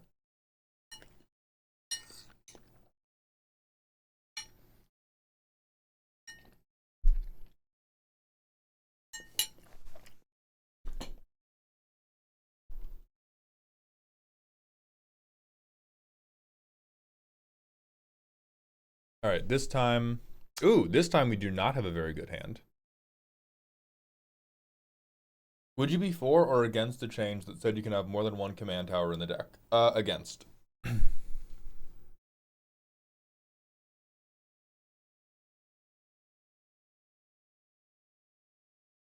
Yeah, like they just be shoving soul rings in precons. I would rather this precon be swingy because you actually did something on game plan rather than just, oh, this is swingy because I have 2 more mana than everybody else. It's fucking boring. It's fucking boring. I would much rather be like, oh shit, they stuck the turn 1 turn 1 build up synergy piece, and then they stuck Heartless Summoning turn 2, and then they did their commander and did crazy shit, rather than just like, ah, fuck, they had 5 mana. God damn it. God damn it, they had 5 mana turn 3, then we got fucked.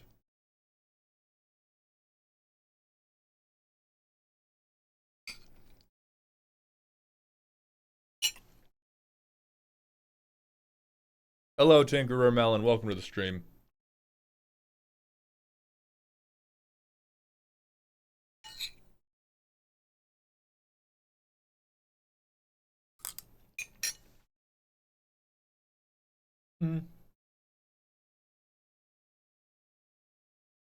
I'll keep this in the pocket if we need more draw and ramp in a later revision. I think that's too responsible. Do we draw a card? Do we get punished? We're so punished. Draw a card. Draw a card. All right, we curve out to our commander. Perfect precon gaming. Draw a card. We get to evoke now.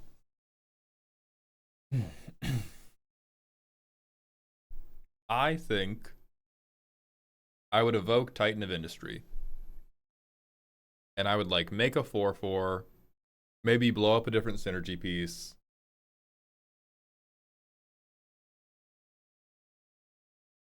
Make another 4/4. Put a shield counter on my commander. Perfectly fine turn 4.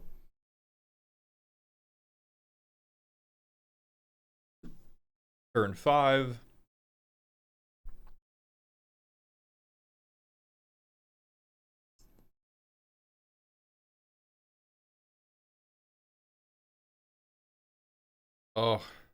Oh, it hurts, but I think I play Steve and I wait even more.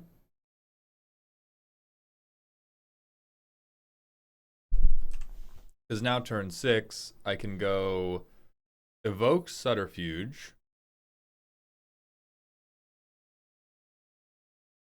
Give a Rhino flying.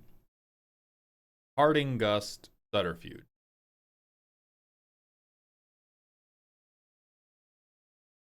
I don't think I gift it. Oh no, I do gift it. Yeah. Oh no, I don't gift it. I don't gift because it has to return. So I swing with the Rhino, 1, 2, 3, 4, and I bring this back with a +1/+1 counter.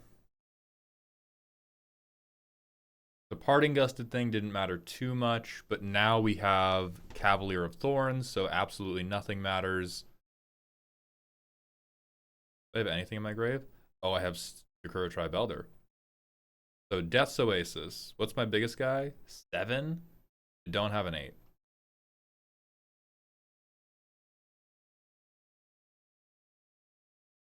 Evoke Cavalier of Thorns. Get a land out. Oh, wait, it's 5, yeah. Sacrifice it. I get Steve back.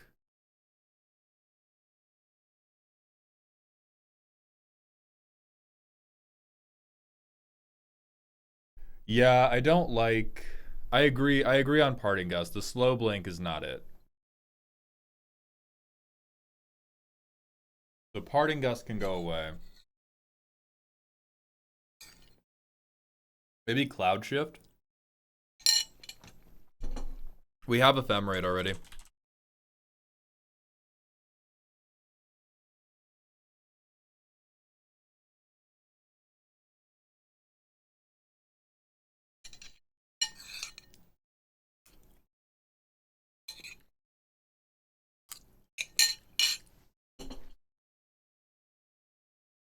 I think we have enough card access. I'm gonna cut a little chat for Skull Spore.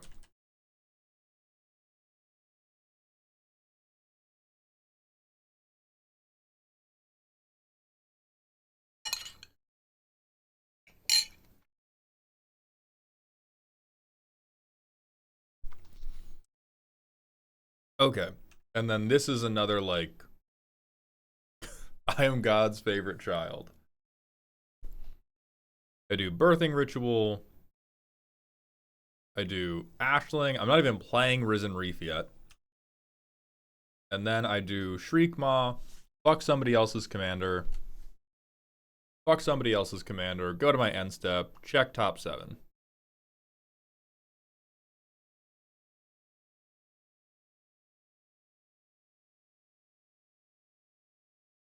And then we get totally fucked because the only thing I can grab is Endurance. Okay, so important note. Never Birthing Ritual something with 5 mana. So we Havoc Eater instead. And we Goat a bunch instead of doing that. And then on end step, we still do this. And then we probably get Silverglade Elemental. Because it gets us a land. With that land, I probably Ephemerate the fucking ramp guy.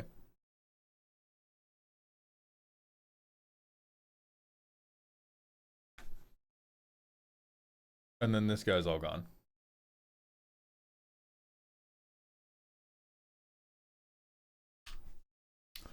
Then our next turn, now we can either like Shriekmaw, Lamentation, whatever. We have enough mana to go Risen Reef first, get a land out tapped, evoke one of these guys, land out tapped. Next trigger, Muldrotha comes to hand. Then we check top 7. We can get Cavalier of Thorns out. Yeah, that fucking cooks too. Okay, so is Ritual 1 less? No, it's X or... Oh, it's 1 plus or less, so it would have worked with Shriekmaw. Wow, I thought that was... Yeah, it's 1 more. It's even better. It's even better. Holy shit. That's amazing.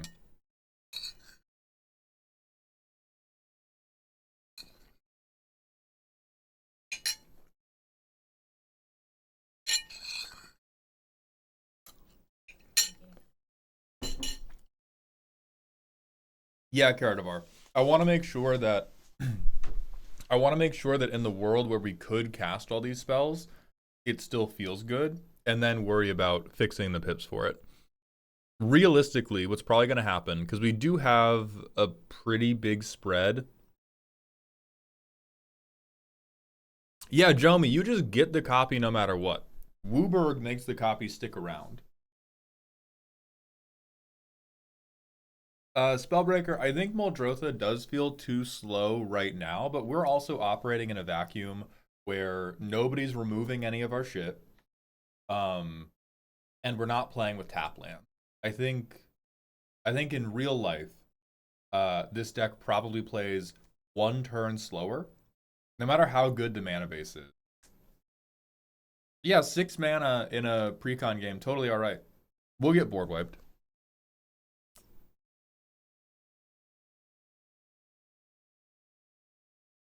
Hey Maul, I got a question pertaining to deck reviews. I was gonna send in a commission last night. Yeah, Spellgreat, that's precon level stuff.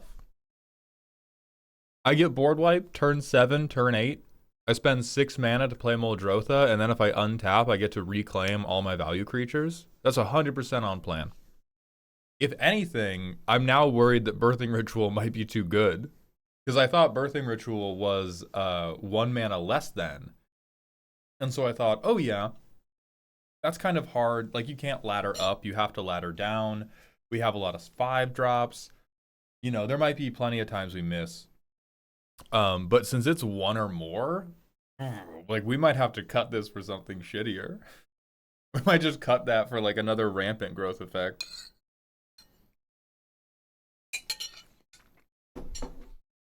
Are we still considering Living Death? Not anymore.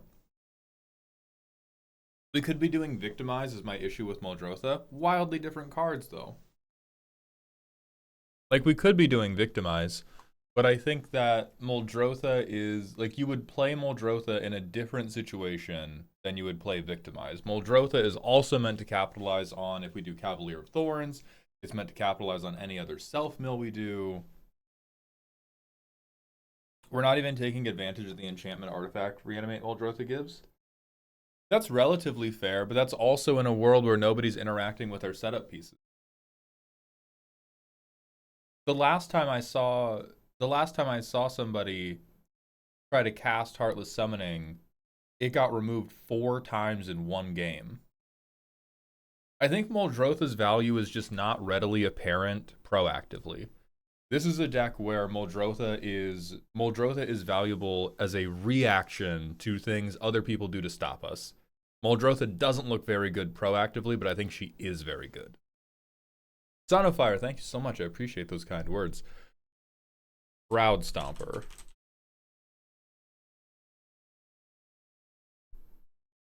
Hell yeah, this guy sucks. Hell yeah, type shit. I think my instinct is to build almost entirely proactively as my hang up. I think that's part of it. I'm happy with this. I think the only things left are to build a land base.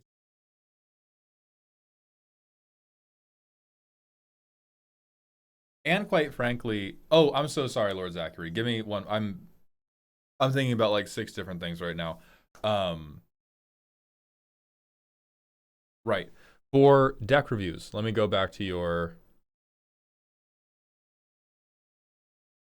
I was unsure when it would be reviewed as I wanted to be present for it. Do you usually only do the reviews if the person who sent in the request is around, or you just do it whenever? Let me take 2 minutes to walk you and anybody else who might be interested in that through it. So there are 2 different ones we can do. There is the Commander deck review. There's the Commander deck review, not streamed. And there's the Friday Commander deck roast. If you do the Commander deck review, you cannot be present.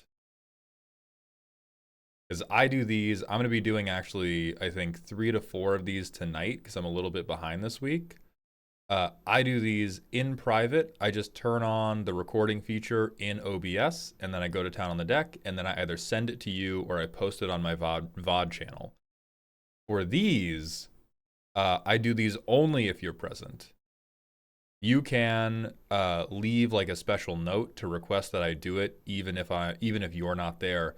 But for the Commander deck roasting, you are buying a given day and a given stream slot so that you can ensure that you are there to see the deck get made fun of and perhaps defend yourself for your bad card choices.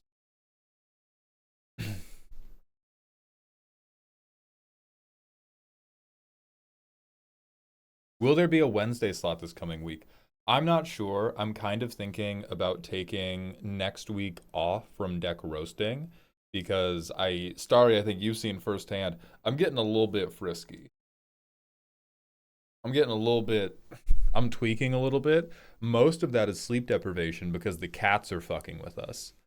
So I'm thinking about taking, and I've not been, I'm starting to feel a lot more of a draw to make short form content again, but I'm so fucking tired. I'm so goddamn tired. And so I think it may be that I need to do a few fewer deck roasting streams to get that engine moving again, because the deck roasting streams are very draining. That is like 4 hours of me bombing at improv comedy. That shit is rough. I love doing it, and I love it when I do it good, but man, like we did one yesterday. Yesterday's deck roasting stream, I didn't feel very good about. I am endeavoring not to beat myself up about it, and I don't think I'm like a piece of shit because I don't feel very good about that particular stream. But I think that one, not as funny or as well paced as it could have been. And those grate on my soul like I'm made out of mozzarella cheese, man. So I'm thinking about taking, and I got another ad read with boot.dev, which makes money easier. The Glimpse of Tomorrow deck was the best shit. Sometimes the deck rows do get carried by the deck that gets sent in is funny as hell, and then it goes great.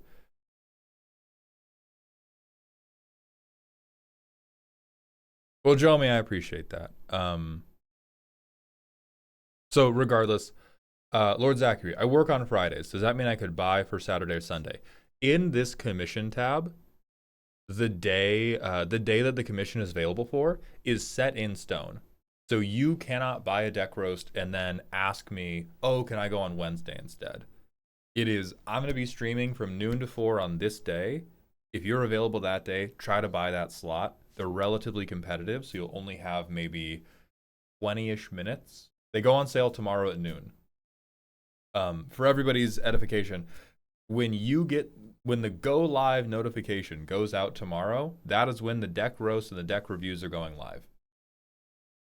It will probably be just for Sunday, if at all.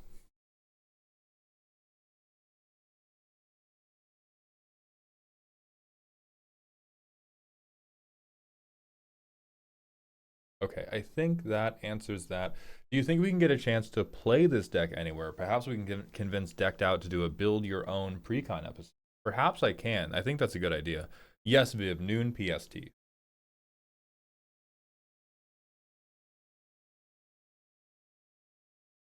All right, let's yap and try to fix a fucking land base.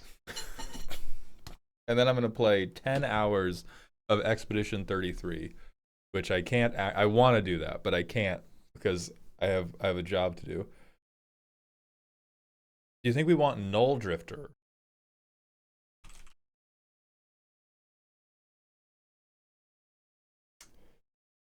I'm not convinced. One, I think including Eldrazi stuff in a non-Eldrazi deck is a little bit weird vibe-wise. And two, we haven't really had, like, we've always found something to get us the cards, right? It's also, yeah, an ETB that we don't copy.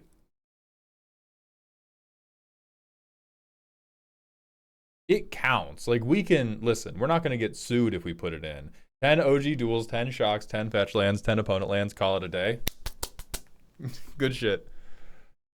Okay, so we need a mana base that is mostly green, but it is mostly Jund. So how much do the Triomes cost? $1 million. No, Zachary, we're not. We're moving on to the land base. This is where WotC's greed and cowardice is gonna hit us the hardest. They could so easily have just given us lands that we could cast. Yeah. I think, well, the unsearchable Triomes were already in the deck, and so we can just take those straight from there.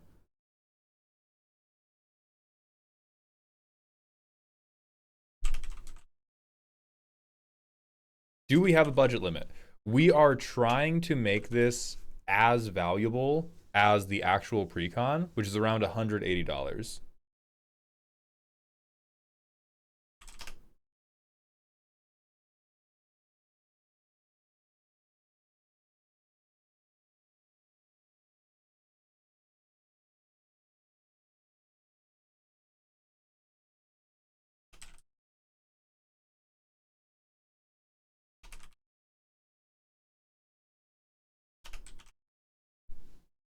All right, there is, I think, all of the untyped triomes.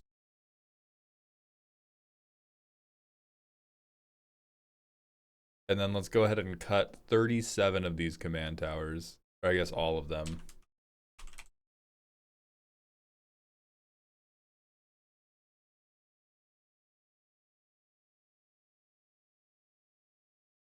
Ten pain lands if we don't care about types NGL. I think that's a decent one, yeah.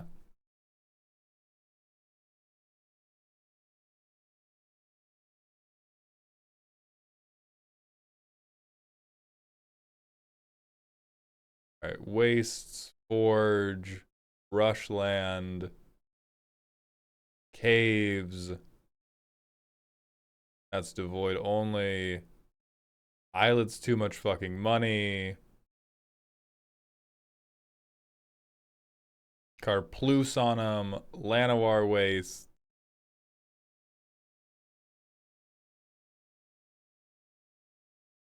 Javon Reef. Sulphurous Springs. Okay, Waterlogged Grove is cheap enough, and then we can do Underground River too. Oh, I like the landscapes, yeah.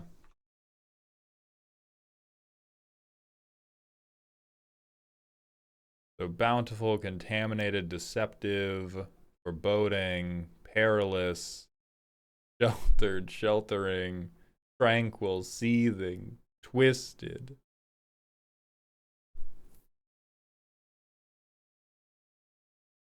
I think we can even do warped landscape.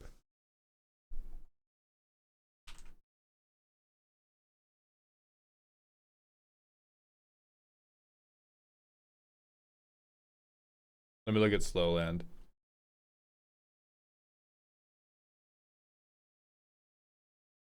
Blade, Bridge, Cascade. And we do need to be looking most at stuff that has green. And then we need black and red. But I think we need black more than we need red. So I think white and blue we need the least of.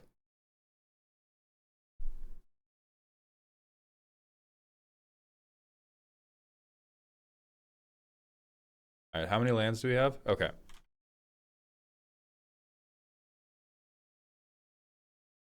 Get some basics in. Island, mountain, forest, swamp. We have orchard already. I put in orchard first. I just didn't say it out loud. Oh, what the fuck just went in? I think it was Mistvale Plains that just went in. It was. All right, so I think we need probably like 2 of each basic at minimum. We probably want to go up from there.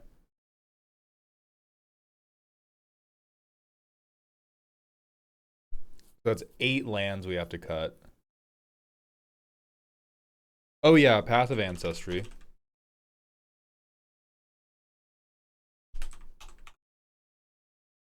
And I think Ancient Ziggurat also works for what we're doing here. Yeah.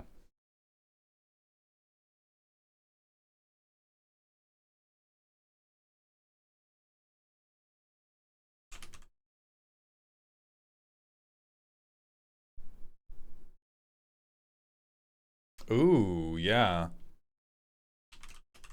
Me when I murmur on my Bosk.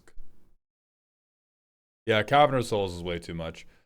Okay, so let's look at which ones we can cut.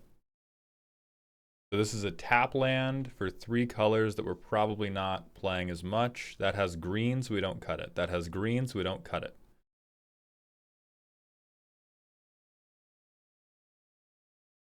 Green, so we don't cut. Perilous we can cut.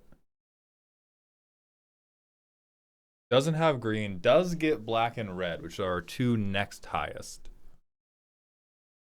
Oh, that's true. We kind of, even though most of our pips are green, red is actually even more important because we need an on-time Ashling. So it's green and red are our two highest priorities. Maybe Shattered can go.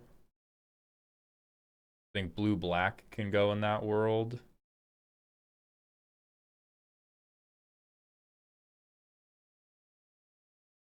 Maybe Tranquil can go, so can that blue-black land.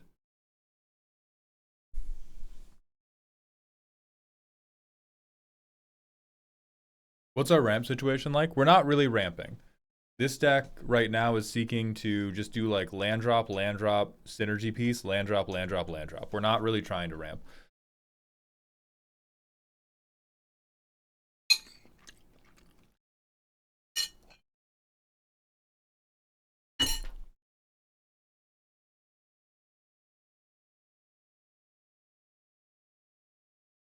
Oh, that's true. Secluded.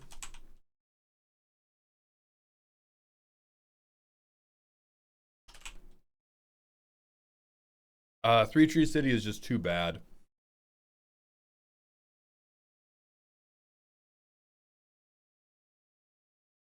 So I think the Abzan one can go. I think the black-white one can go. White-blue can probably go as well.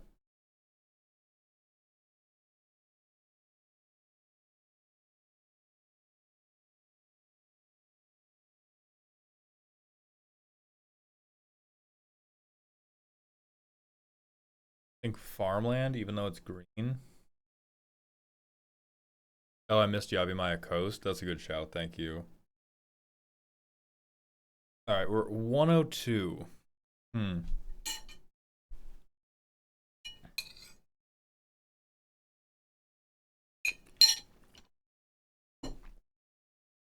The Myriad deck cares about haste, but I don't think we do. Don't we have more sack lands than basics right now? Probably by a little bit, but I think that's okay. This is a deck where it starts working at 4 mana. So I don't think we care too much about, oh man, by our, when we crack our 10th fetch land, we're not going to have anything to grab. That's fine. If we have 10 basics on the field, we should be winning the game at that point.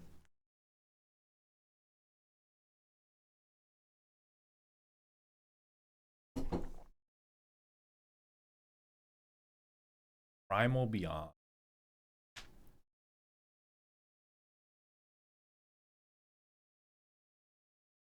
Is this in the precon already? Stuffed Pigeon, unnecessary for precon energy. It's in the precon. Okay, then we get to put it in. I'll say...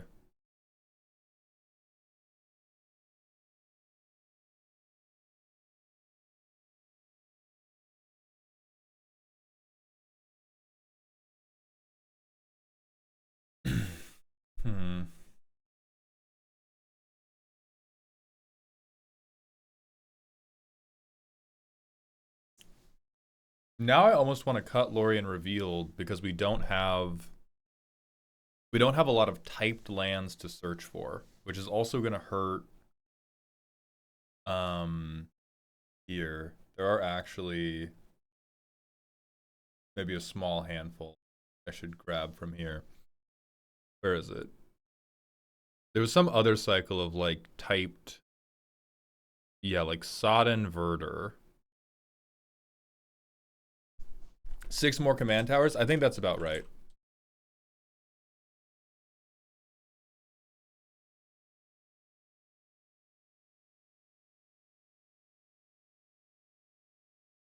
And then I want a typed land that is a forest and a mountain.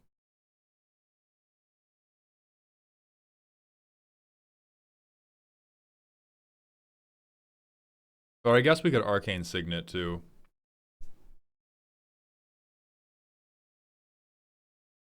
Real. That's Taiga? Fuck you guys. Fuck you guys. Alright, thank you for the Cinderglade. I do think I didn't get Abundant Countryside. Why is this $19? Okay.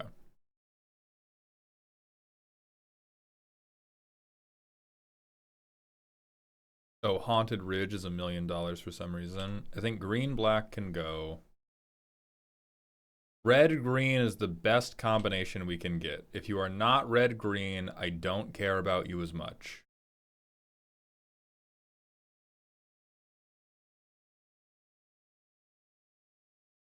But red matters. Red matters, I am saying to myself. I am not going to continue cutting red cards. Okay.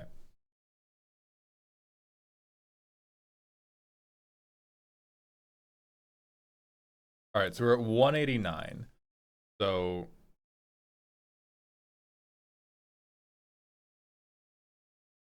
hold on.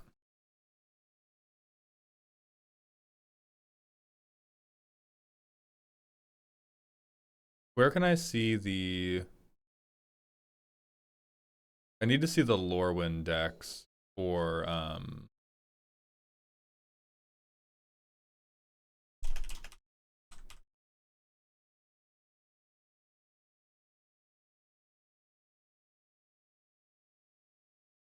I think it's counting Ashling, but I think it's counting Ashling at $8.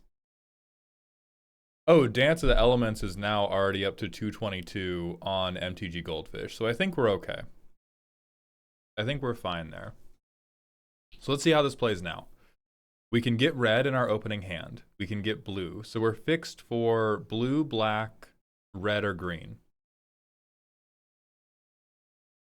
Draw for turn. I am okay. So I play this. I choose Elemental. I play this. I go get a blue land. So I go get an island. Big tap land hours. I play Ashling. Depending on the board state, I think it would be pretty fucking good to evoke Giganta and then keep Giganta.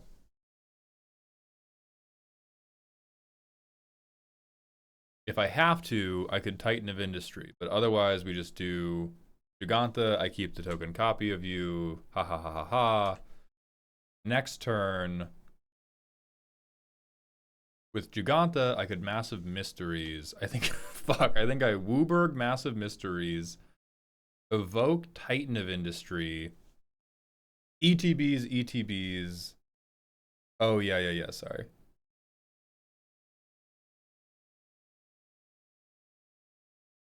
ETBs rain from my board like hammers. And then I end the turn sacrificing all of them, but I get a second. I get 4 Titan of Industry ETBs. No, I actually cut the Omnaths from this deck. Wizards put 2 Omnaths in this deck. I took both of them out. Because I'm better. That's a pretty big turn. Don't you have to pay to keep Giganta? The token copy gets haste and can tap for Wooburg. So I go to my end step. I am told, pay Wooburg or I'm shooting your deer.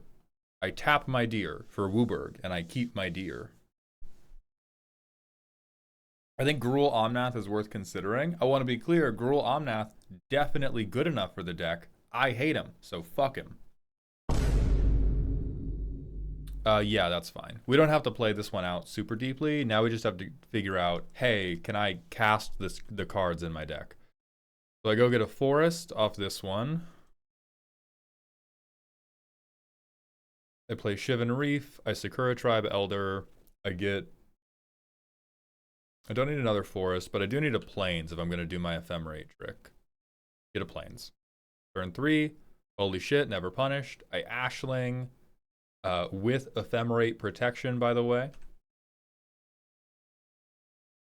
Primal Beyond, reveal Cavalier of Thorns, evoke Cavalier of Thorns.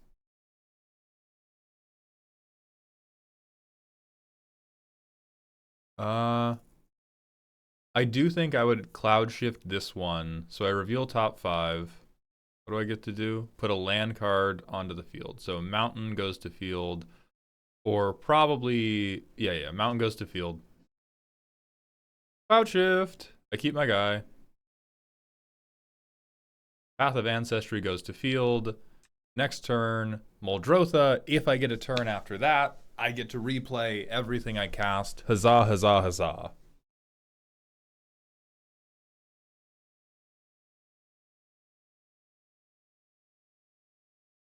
You needed to Cavalier one more time. Why? I had the Cavalier ETB. I respond to its evoke trigger with Cloud Shift. Yeah, Ashling actual token flicker. There's no token. I only get the token copy if I sack this guy, which I did not. I Cloud Shifted him to avoid sacrificing him.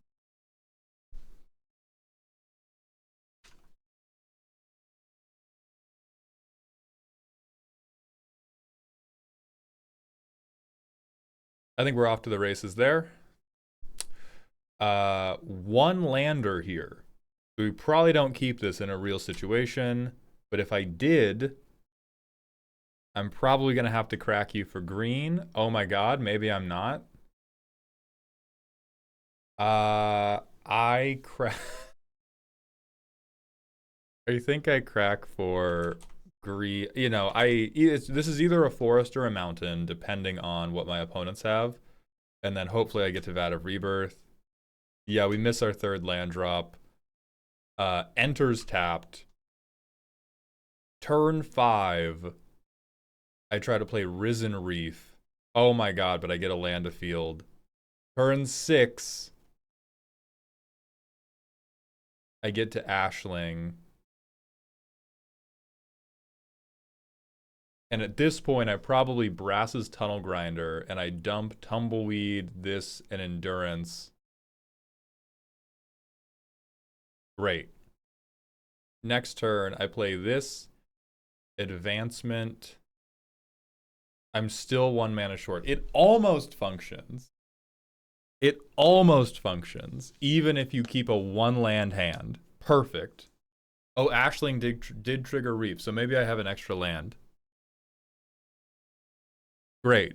All right, that almost functions. And then here we have, okay, we have a land that taps for anything, but only for elemental spells.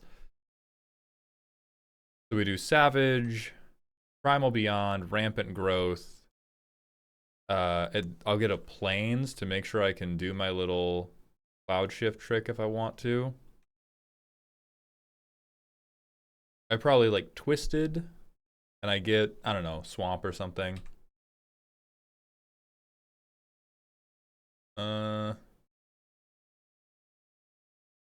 Wow, Flickering Jubilation doesn't really help me, so I probably play both of my setup pieces.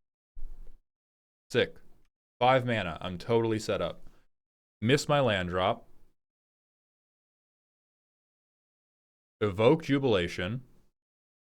I think I let this one die, but I get to check top 5, put 1 on top. Skull Spore has to go on top. Rest go to bottom. New Jubilation comes in, so 5 more. I think Skull Spore is still probably the way to... Oh, and I would have milled 2. So actually... Oh, I can't keep Skull Spore on top. That's a little bit sticky. Okay. This one's a bad game, not because of a land drop, though. Oh, true, I don't have to miss land drop, so I can just play Muldrotha. Thank you for catching that. This one, colors are fine. We get to play the game, and we get to play the game with Spinner of Souls out. I do think what I have the greatest distaste for is how many of our value pieces are 3 mana. There's so many things that are like, all right, we do 3-drop, 3-drop before any of the fun begins. That is kind of precon coded, but it's not my favorite. I might try to fix that in post-production, but I think this works really well. I think this works really well while still being very much a precon deck. Spellbreaker, I think 1-drop ramp is like, that's beyond precon for this deck. Truly. Really, truly, I believe that. All right, Territory.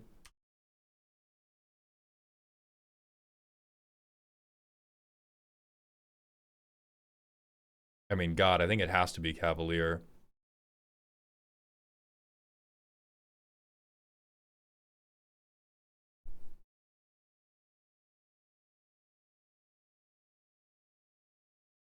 Yeah, and then we can exile Cavalier to put probably, let's see, 1, 2, 3. I need one more land to do Spinner of Souls with this. Oh, Fido Titan's here. That's so fucking cute. Fuck, I think I exile Cavalier of Thorns to put a mountain on top of my library. Nobody fucking chat to me. Nobody fucking chat to me. So I draw this mountain. I go 3 for Spinner of Souls. Pretend I tapped right. And then I go 4 for Titan of Industry. On death, I go... Oh, I get Cavalier of Dawn. Oh. And then I do double ETB, whatever. Next turn, ramp, Cavalier of Dawn, get shit on, get shit on, get shit on. Yeah, like I think one drop ramp is the area that people should be upgrading into. I think this should be, if it's still going to be a precon, it should be we are fucking around a little bit so that you can do like big dumb value things. And if you want to really tighten it in on one thing and then and make it really good at that one thing, that's when you do one drop ramp. I know exactly what elemental I'm evoking on turn 4. Or I know exactly what type of elemental I want to evoke on turn 3, and I go like 10 Llanowar Elves, 10 Arbor Elves, 10 Utopia Sprawls. Canro, we built a functional land base. How do you feel about Mornsong Arya, an opposition agent, being a combo you can now do in Commander? I mean, Maryland of the Mornsong already existed. You're still in jail for my money. For my money, you're still in jail. This was a thing we could already do. Yeah, we could already do it from the command zone, actually. Yeah, it's just like... This, to me, is the equivalent of people who don't actually want to play Magic. They want to play, like, Yahtzee, but with pretty arts. Like, they just want to go, oh, shit, yeah, my opening hand has the combo that wins the game that you can't do anything about.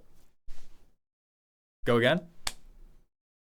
I don't even mean that in a derogatory way. I like genuinely, some people want to engage with Magic by playing Yahtzee with cards, and they just want to be like, oh, hell yeah, my hand won. Let's go again. Oh, hell yeah, your hand won. Let's go again. Oh, hell yeah, your hand won. Let's go again. It's like the mindset of, no, because public wanking is very derogatory. There's some people who can genuinely be happy for their friends when they get the high roll, but all they want to do deep down is they want to try to high roll, and then if their friends high roll on them, okay. Okay. Magic is a lot of things. For some people, it can be Yahtzee. That's all right.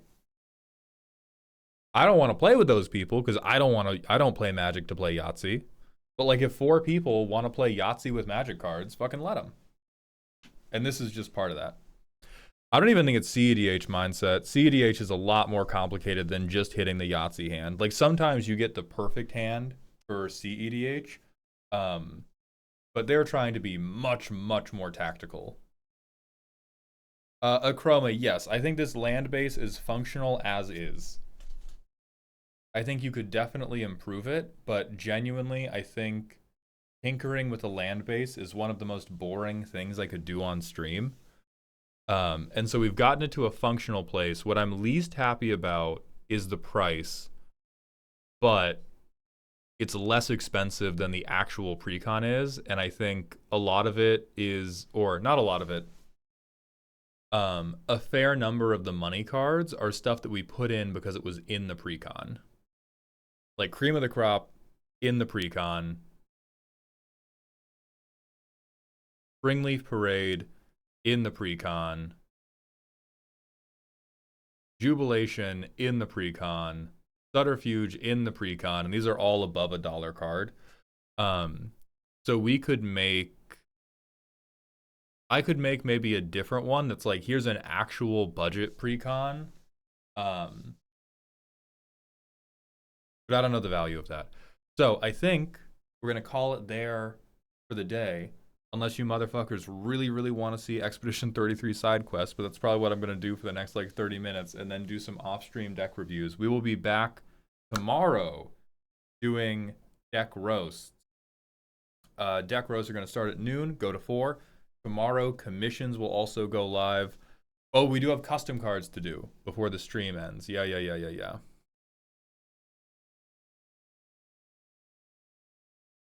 We shaved the pain lands in order of bad tap lands. Yeah, but the pain lands are like a quarter.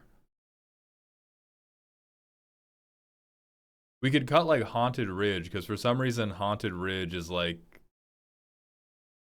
there's no cheap printing of Haunted Ridge. So we could drop Haunted Ridge, but we're really not using any expensive lands other than Haunted Ridge. Here, all right, I'm gonna do an ad break. We're gonna do customs. I'm gonna ask Z how badly they want to play Expedition 33. I don't think they do today. I don't think they do.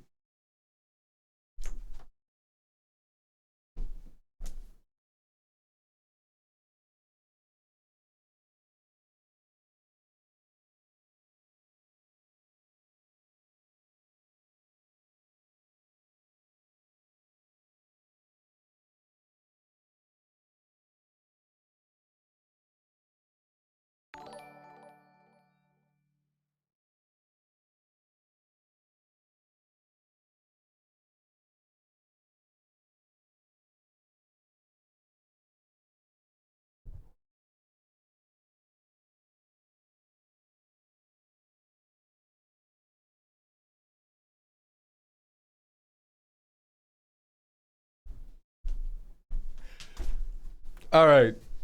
Z muled when I asked about Expedition 33. So I'm going to do the manual ad break and we're going to swap over to Expedition 33. I'm going to stop this recording.